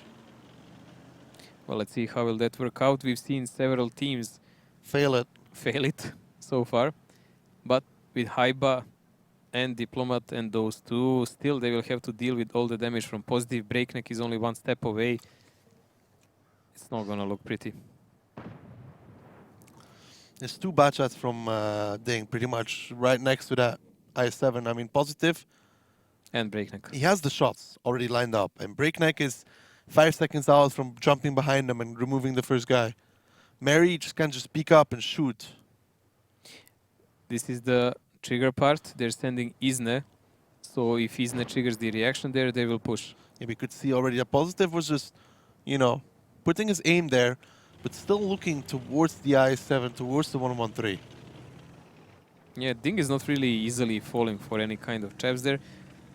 Isne is trying to bait anyone in the premises to just fire at him and reveal their positions, or just to trigger his own sixth sense so he would know what's going on. Let's see, Positive spotted, so is Isne. Ooh, Positive connects the first shot, so does Isna. This might be the trigger here. Haiba's going to peek over, perhaps trying to shoot towards Positive. There comes the first shot from Diplomat. Can Haiba connect his drone towards the Batcha? No, he misses. Positive should be getting unspotted here. Haiba is taking some damage, and here comes the Batcha. Piotr and Durst, let's see how much they can do. They're coming in. Piotr takes the first shot of damage. Breakneck already connecting as well. Piotr taking even more damage here, but Shokish, he's still alive. He's taking damage now. Minus 2k, but the trade, is it worth it? Piotr actually goes down towards Positive, as we said. Now Breakneck pushing in. He has shots as well. Does he have enough? Does he have 2 more? Yes, he does. He can clean up Durst as well. He needs 1 more. And there, Durst should go down. He's still alive. Hiding. He's hiding behind the corpse. Ooh, but he got Breakneck him. picks him up. That's very crucial at this point. Now, Breakneck goes down in return. But still, even HP here. Kuric in the meantime versus Isna. Isna definitely has a better mobility, but Kuric with his DPM and angle is out-damaging. Actually, Isna is now on 1 shot for Kuric. A high alpha from Udes is not unheard of. Kuric misses, but this can actually be a very important part of the game, because the guy securing the side can bring great advantage. Diplomat is in a problem here. He's covered by 2 TDs, but he's down. He's down in lower ground. That's never a good position. It's Diplomat versus Positive here. Nice shot from Positive, from Diplomat onto Positive. Though Positive trying to clip on the Diplomat. He only has 1 more. Diplomat just about has a shot available. Alien trying to help as well, but he can't. Isna still in the 1v1. Kuric, Meritorious pushing towards Stefan in the 1v1. Ooh, Diplomat picks up Positive in the meantime though. Crucial, but Stefan and Nexus there might be in trouble in the back lines, because it's Hooknik and Meritorious versus them, and Kazna crew is coming back in this round. There is a great possibility for them to actually win it, but it's still not done. There is a great deal of damage done on Mary now. That might be the breaking point here. Meritorious getting connected from all sides. Kuric needs to win the 1v1 against Isna. Hooknik actually picks up Stefan. That's crucial. Nexus is still alive, but Isna is stuck here against Kuric. Meritorious goes down though. Hooknik is going to get flanked here by Diplomat, but Alien needs to help him right now. They need to help versus the STRV. Alien getting connected by Isna. Hooknik against Diplomat. Hooknik will pick Diplomat up. That's crucial as well. No damage onto Hooknik just yet. Kuric goes down into the Udes though. Finally, Hooknik getting connected. Alien getting shot by Isna and Kazna crew. They're making it work. Yes, Ilian has to run away now as far as he can, because Isna will take him out shortly. But even if he does, he will have to deal with Haiba and Nexus on really high HP. If Hooknik can pick up Haiba before Nexus gets into the fight, high alpha, no, Nexus will come over. Can he pick him up? He needs the shot. He will connect this. Alien versus 3 with 1 minute and 9 seconds left, and Isna still in the higher position. I think Kazna crew just about have done it. Yes, Isna will not let him run away easily. He needs only thing he needs to do is stay alive until the rest of the Kazna players come. He picked up Alien here, and this is a big comeback we were talking about actually. Isna picks him up and wins entire part of the battlefield. Well done here, even super risky, but it worked. 4-3. Why did Positive peak against Diplomat? Who knows? I really don't understand it. Yes, he was on 1 shot, but I didn't see anyone was really pressuring from the other side. Why would he pick up? If he stayed alive, it could be a completely different game. Who knows? He also had 2 bounces on towards Diplomat that obviously contributed to the fact. Kuric losing that 1v1 against Isna. He missed like 5 times the turret of Isna. If Kuric wins that 1v1 there, Alien would be protected from the back. Would be protected in a 1v2, which he could maybe have won. Maybe. No, because they wouldn't be able to push over the rail on unspotted Kuric. Alien would run away and flank. It's a completely another ball play. Like if Isna was dead and Kuric was alive in this situation, actually Ding would be the guys that would have some advantage. Yes, they would have a low HP, but all that HP would be on Grilla. Grilla is easily to be dealt with a butt shot, and Haiba would be only on 1 shot. So that's a scenario that actually Dink would win quite easily. I don't And know Ilian would not have 200 or 400 HP. I don't know It if will I be like agree more with like the 8, choice of 900. Meritorious to push down on towards the STRV and the Gorilla. I don't know. He got shot for so much If in he the pushed flank. down into the ditches, covered by Hooknik, Yeah, that would be better. yeah, because he could shoot Haiba, he could shoot Diplomat. If he drives down into the ditch, I think he can shoot onto the back of Even Diplomat. turning the side to Grilla, that was the worst Yeah, choice you possible. think he could shoot the back of the turret of the 113 to get a bit positive. And Diplomat there, 3k damage. Isna, 3k damage in the RU! Hard carry by RU on this map here. Brilliant play by Isne. Nice damage, something we really rarely see, especially by a light tank. 3000 damage here, followed closely by Halknik. But everyone else on the map is quite low compared to them. Yeah, I mean, yeah, it is what it is. Oh boy. 4-0. We back did to think 4-3. it looked like a fast match, but we stand corrected. Kazna is actually coming back into the game. And this is a big win for them. Yeah, coming back from 4-0 to 4-3 here. Not bad whatsoever. And then Shock is only getting one shot of damage out. I mean, Koritz also only yeah, 4-4-2, that's only one shot. Koritz should have won the 1v1 there against That's Isna. a big fail. If he wins that, And he had situation to win it. and Meri shouldn't have pushed forwards, I think. I think he should have went for Diplomat, killed Diplomat together with... Because what did they have left after they killed 2 bad shots? So they had 2 bad shots, a 113, an IS-7, an STRV, a Gorilla, and an RU. It's just a lot of mistakes on these Yes. maps we were watching now. Both Yes, ghost guns are here. If Meri pushes down into the ditch, he shoots Diplomat from behind. Positive shoots him from the front, he dies. Like the 113 dies of Diplomat. Meri would get connected, obviously, by Haiba, but... He would say positive and they would still have a... It would say positive. Positive can go help Koritz. Ilian doesn't need to help Hulk or Meri. Ilian just ran away on the other side so he wouldn't get shot. So I understand that. But he was shot in the back by Isne, who completely... Isne was actually ignoring Koritz in some moment and just shooting Ilian in the back. He was. Which was the good choice, of course. Well, Mojo, let's take a look at the lineups for the 8th round between these two. I didn't think we were going to get here after the first 4. No, definitely not. Kazna playing with, let's see, Kranwagen and E5 and STRV. That's a rather defensive lineup and it's actually quite a strong one. While Ding is playing with I7, 103 and only one Grilla. Actually, it's quite possible that Kazna will win this and go in tiebreaker with this lineup. Mojo, whoa. Slow down, man. Yeah, I just like the composition of these tanks. I think it's really good meta-wise because you have the I7 who can go frontal and spot for the team rather undamaged, covered by us STRV, Kranwagen who can peek over the rail. So it's really very versed. Mojo, let's find out. 4-3 here. It was 4-0 at one point for Ding. Kazna crew on the defense, Ding on the attack. Boy, oh boy, it's going to go to a tiebreaker. He does have a potential for Are you going to put that. Stefan in A8? A trap, perhaps. We've seen it happen several times. We've seen even on CS region, they do it with an E5 and an Bachat on A8. Why not by Kranwagen and Bachat? Oh no, they're going to put him on C8. Not sure how much I like that.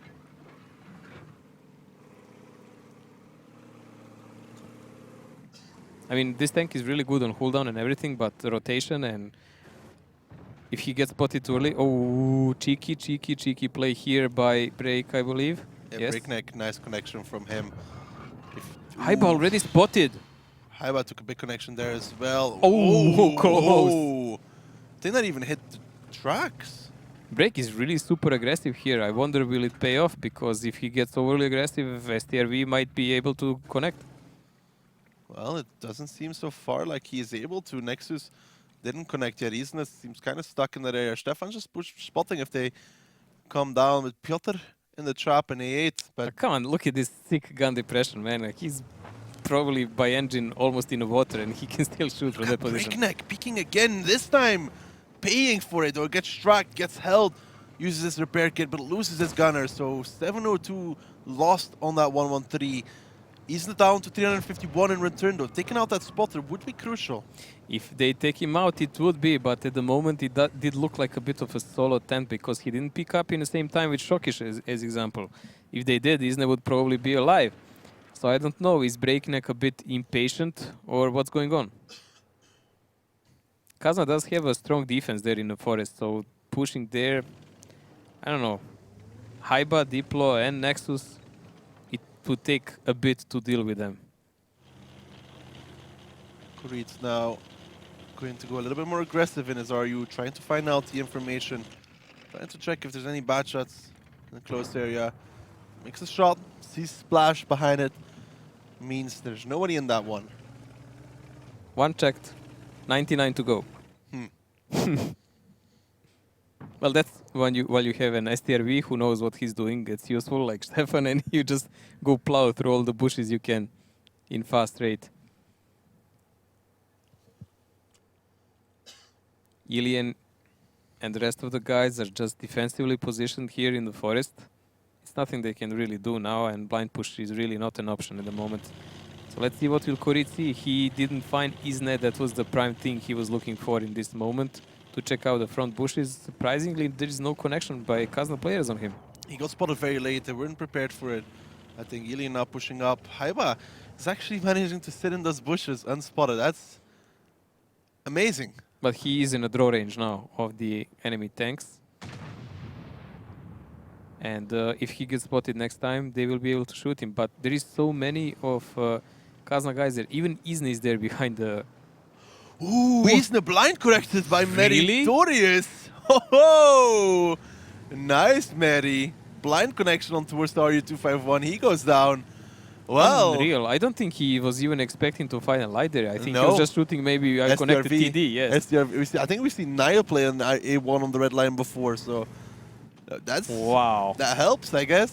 It's such a bad karma for Kazna players at the moment. It does give them a lot of information because they know the RU cannot ever be in the bushes. Yes, and he cannot even be on the other side anymore. If you get spotted anywhere, it's a tier 10 now.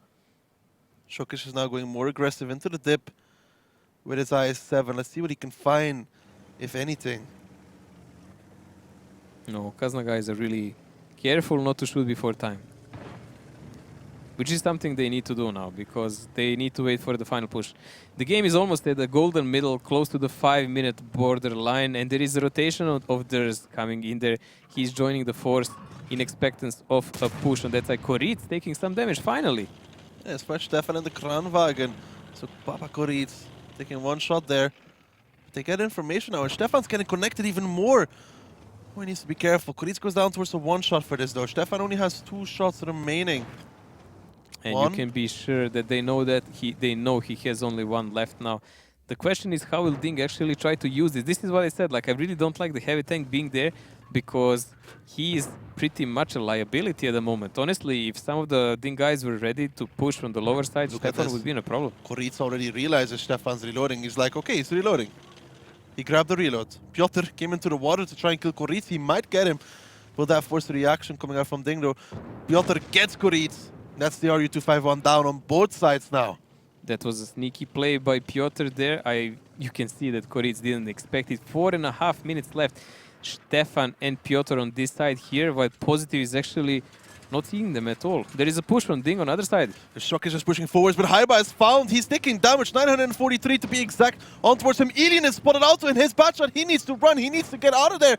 Haiba is lining up the shot as well. 1.1 taken on Ilian. He's just about safe, but so much damage taken on that bad shot. Can he survive? He gets the damage engine. One more shot onto Ilian will take him out of this game and definitely put it in towards the favor of Kazakh crew. He gets unspotted though, but they have to deal with Diplo and a nice shot from Shockish on towards that E5. Breakneck getting connected in the meantime in the back line, so Meritorious pushing in for Haiba. He's going to take him out, but Shockish is still getting pounded here by Nexus. Meri picks up Haiba, but now Stefan Piotr getting into the fight as well, and they're going to lose the IS-7. I think so far is actually looking good for Kazna, because they are defending here, and they did stop the progress of Ding. I think we're going in tiebreaker, man, slowly but surely. It does look like tiebreaker is bound to happen between these two. Piotr now pushing in towards Meritorious. He's doing the damage, but Positive's coming from the backlines as well. He's pushing in towards Stefan. Piotr actually misses. He's on reload now. That is crucial. Breakneck picks over. Piotr cannot win the 1v1 against Meritorious. He needs theirs to help him. Positive in the meantime playing against Stefan here. He needs to back off. Diplomat dropping low as well. Ding trying to claw back here. 2 more shots. 2 shots remaining for Positive against Stefan. Stefan peeks over. Positive doesn't connect. Stefan will get him in return though. They lose Breakneck, they lose Positive, they lose Meritorious in quick succession, and Kazakh crew seem just about to have done it, just about to hold on. Yeah, but that just about is 2 tanks on almost 100% HP. Nexus in that backline with STRV, the proven DPM, tank destroyer, and Durs with a Barchat. There is absolutely nothing Ding can do to win this round anymore. And that tiebreaker, which was far away on the underside of the galaxy possibility, now is actually a reality. Well, 2 minutes 35 seconds left. Your reality is exactly that amount of time. Well, Ilian and Halknik can try to do something about it, but honestly, it's just not going to happen, not in this lifetime. I believe Kazna done fair share of their mistakes in the past, but this one would be just too humongous to even grasp.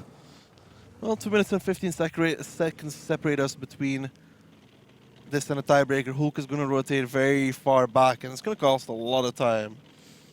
Yeah, let's see the possibilities for Ding here. Diplomat runs in the open field, gets spotted together with Stefan, and they get picked up in quick succession. And then Amorek on theirs. Yeah, that would about win the game. Yeah, it's possible. Maybe. In another lifetime.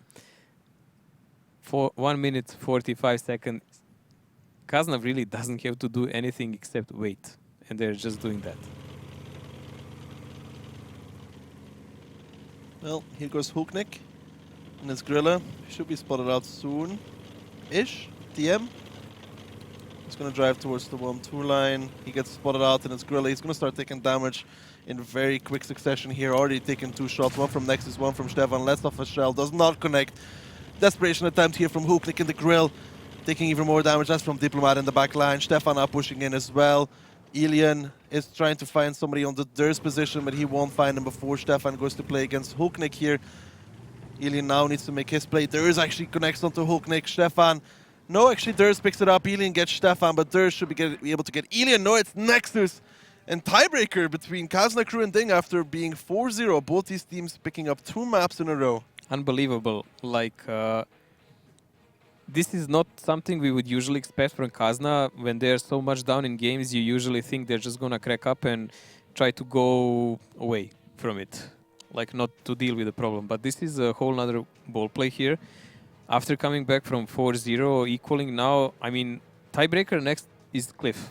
Yeah, so I'm gonna This is something they could really wreck from Ding. But they're 4 games up now. There is a chance they will just do something that will break Ding. I don't know. It's Cliff. Yes, but Ding is not looking well here, and we need to think who will do which role. Who had the best attack? Doesn't matter on Cliff. It does, because you pick a side. Let's take a look at stats first while our admins figure out who gets to pick the side. Stefan in his Kranwagen, 3K, then Durs, then Nexus, then Breakneck. Positive and Shockish there. Well, I can't say it's rather a similar first page. Of course, Kazna is a bit ahead there by far, actually, because these guys have quite a lot of damage. But rather surprisingly, how easily they dealt with Ding in this game. I mean, yes, I said they have a better lineup and everything, but I did expect a bit bigger bloodbath. This was actually not the case, even with Isna getting removed from the game so easily. Well, Isna and Kuriz doing about the same, except Kuriz fires about 10 times more. For the same result, though. Yeah, at least Isna did 3,000 damage in last game and pretty much won Kazna a match. Yep. I mean, left him in the game. He won them that round. Yes. Fair to say like it is. He won them that first Prokhorovka round. Now, well, tiebreaker. I really didn't think I'd be sitting here when it was 4-4 after it was 4-0.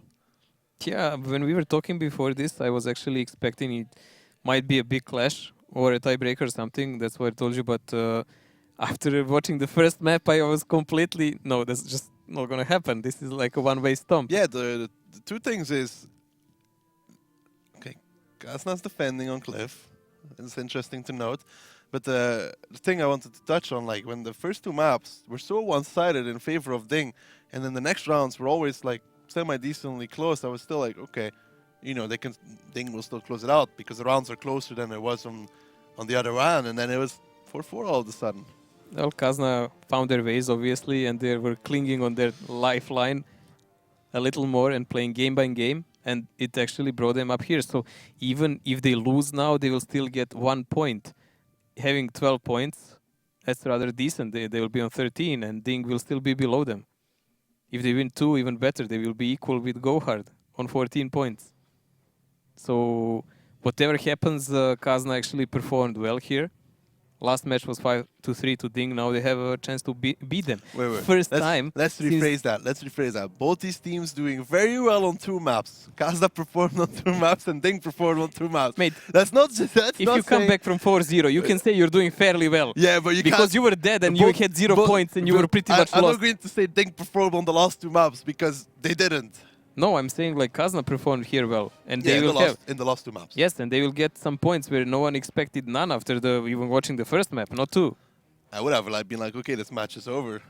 Yeah, well, we thought we were already home. But no, but that's what you thought. But look at us here. It's 4-4, so defense now by Kazna. Kazna knows what they did wrong against artillery play. Ding is not really prone to change his tactics that much. That's the thing. But this is exactly what they should do. I don't know. There's so many times where Ding has stuck with the same thing and it's worked. Like where they go into tiebreaker, they bring the same thing. Enemy tries something to counter, they win. Interesting is Ding actually changed their tactics on Prokhorovka. Now they didn't play this, and it didn't work out. They played the counters on the first 2 map, great against Kazna. It went like clockwork. They were completely annihilated every chance for Kazna to do anything. But honestly, on Ghost Town, which is turning out to be a horrible map for Ding, and here on Prokhorovka, not really great ideas and executions. No. Just waiting for the lineups to come in. Although we can kind of suspect what are those going to be. Yeah, it was pretty much in a previous part of the match. If you didn't follow, pretty much one side like defense had 5 budgets TVP and 49, and attacking force had 6 budgets and RT. And then when you switch sides, hey, here we go. The other team was playing the same. It was just a different result and positioning of the tanks because they in both sides played much better. But we never know now. Both of them might change what will they do. What do we expect from Kazna crew? Thinking about it, I don't think they're going to play super defensive. I think they're going to actually play aggressive. Maybe something like they did against Oops. I don't know. Even the defense they did, that was not so bad if you just take Haiba out of the equation there. Well, let's take a look at the lineups and see if either of these 2 teams have decided to change it up from what they played in the first time in regular time. Nope. Nope. Nope. Pretty much identical tanks. They played both. So nothing new there. It will just be about the tactics. We will judge that when the time comes. So what do you expect from Kazna crew? What do you think? I think they're going to play aggressive. I wouldn't, honestly. I think it would be a suicide. Ding really creates good cover fire. So I don't think they started bad. I think they just did some mistakes. And they just need to correct them, honestly. Like positioning Haiba, positioning Izne. Those 2 were the crucial mistakes they did in the match. And if they actually correct them, Ding will not have such opening options. I really think Ding is going to start the same. Like, I honestly think Ding is going to start the same, and I think Kazna crew is going to play aggressive and try to take it to them. Let's see, because if they do that, Ding was really well positioned to deal with it, honestly. I'm not sure how will they pay off. What's your predictions, quickly? I think actually Kazna can win a match. You think Kazna's going to win the match, 5-4? You're going to stick with that? Yeah. I'm going to have to side with Ding then. We're just about to get ready. Well, we are ready, so let's get into a tiebreaker between Kazna crew and Ding. Let's find out who's going to take it on Cliff.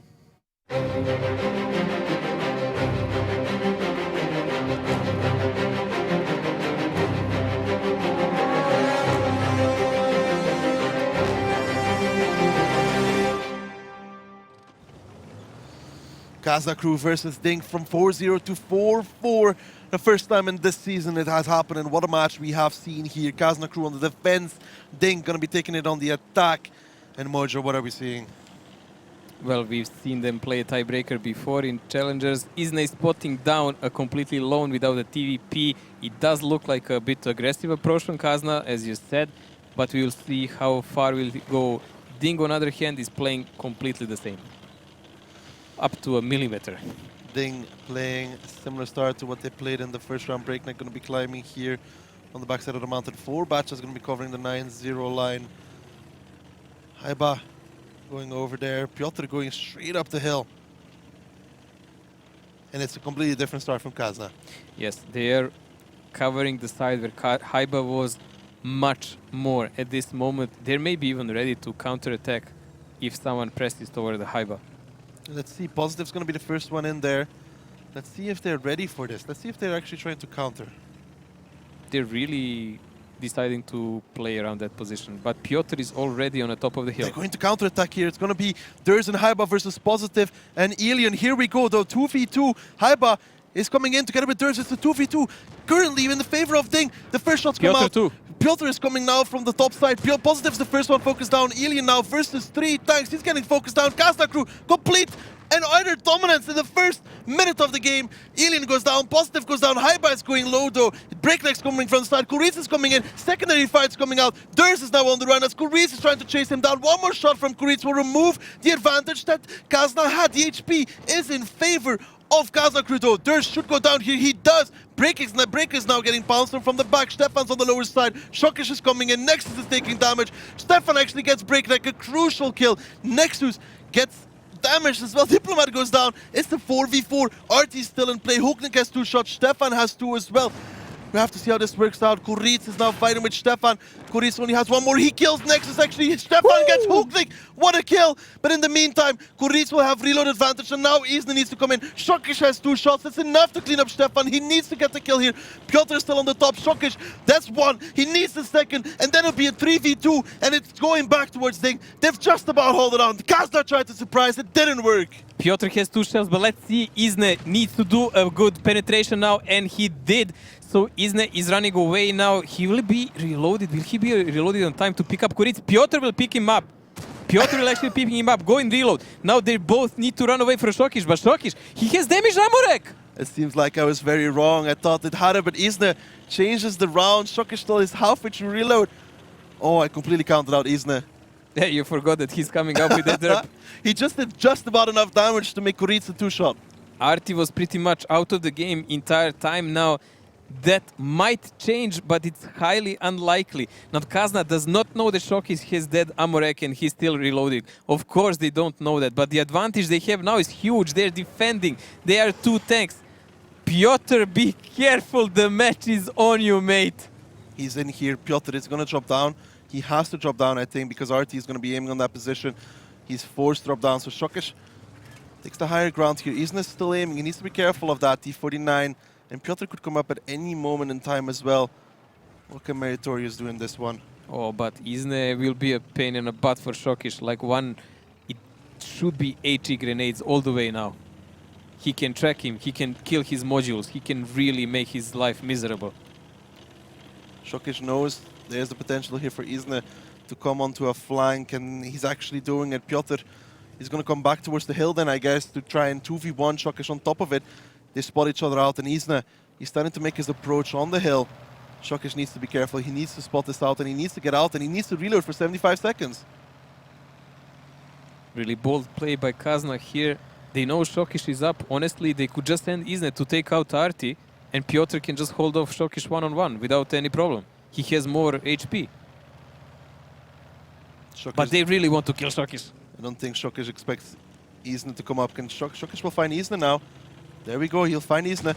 If Isna misses! Oh, Isna's forced to drop down, and now Piotr needs to get into the fight. Meritorious has moved away Shokish.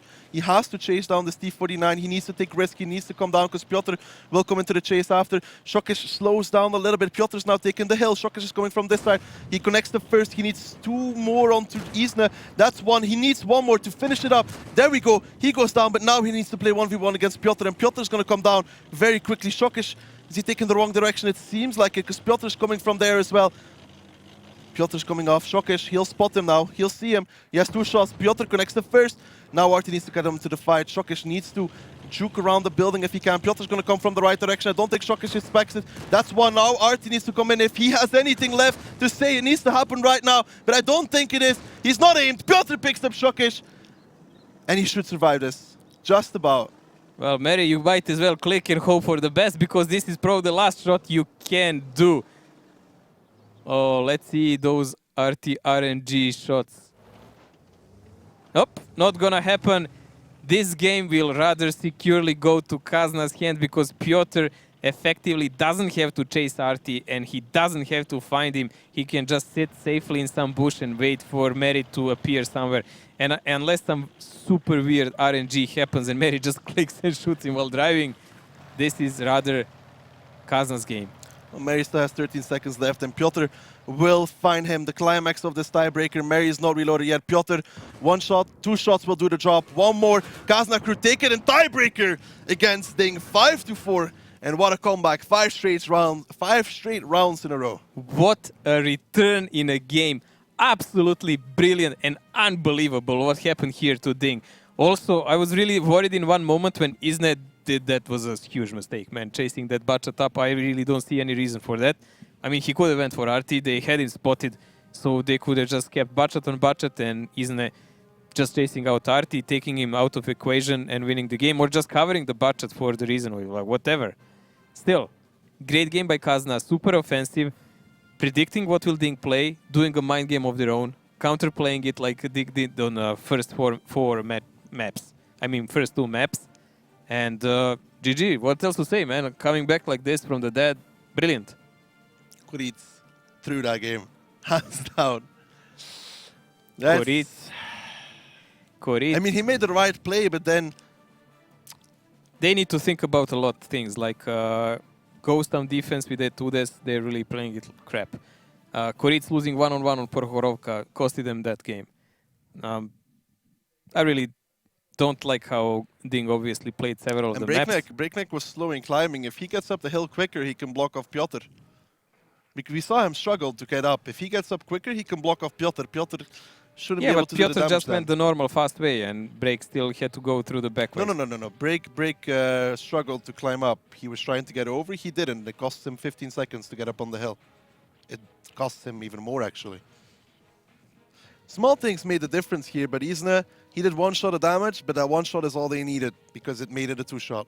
It was a big difference because RT obviously here did even less.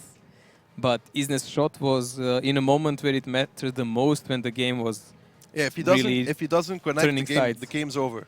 Because he made it just like Kuric was just low enough to be a 2 shot. Still, it was a big mistake of Isnet to die like that in the end.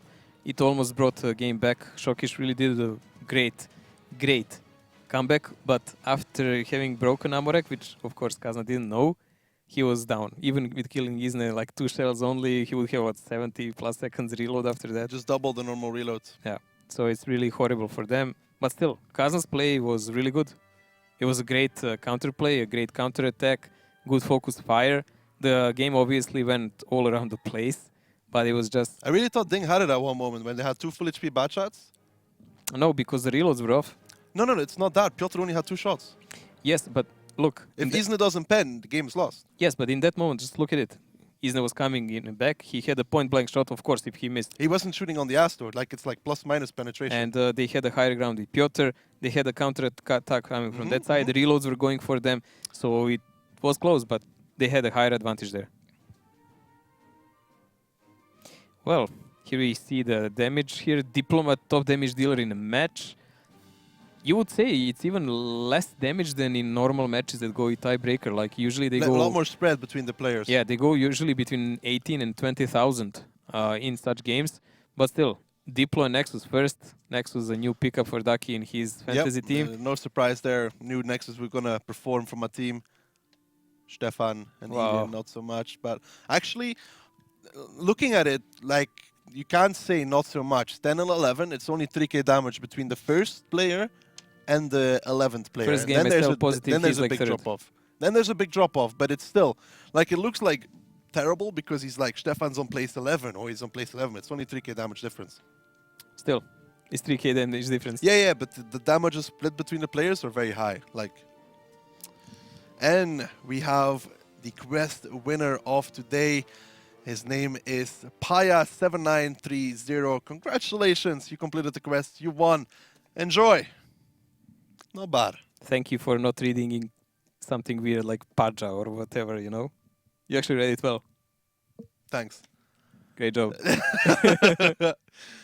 Well, it was 1 second to think about it, not more. No, that was good.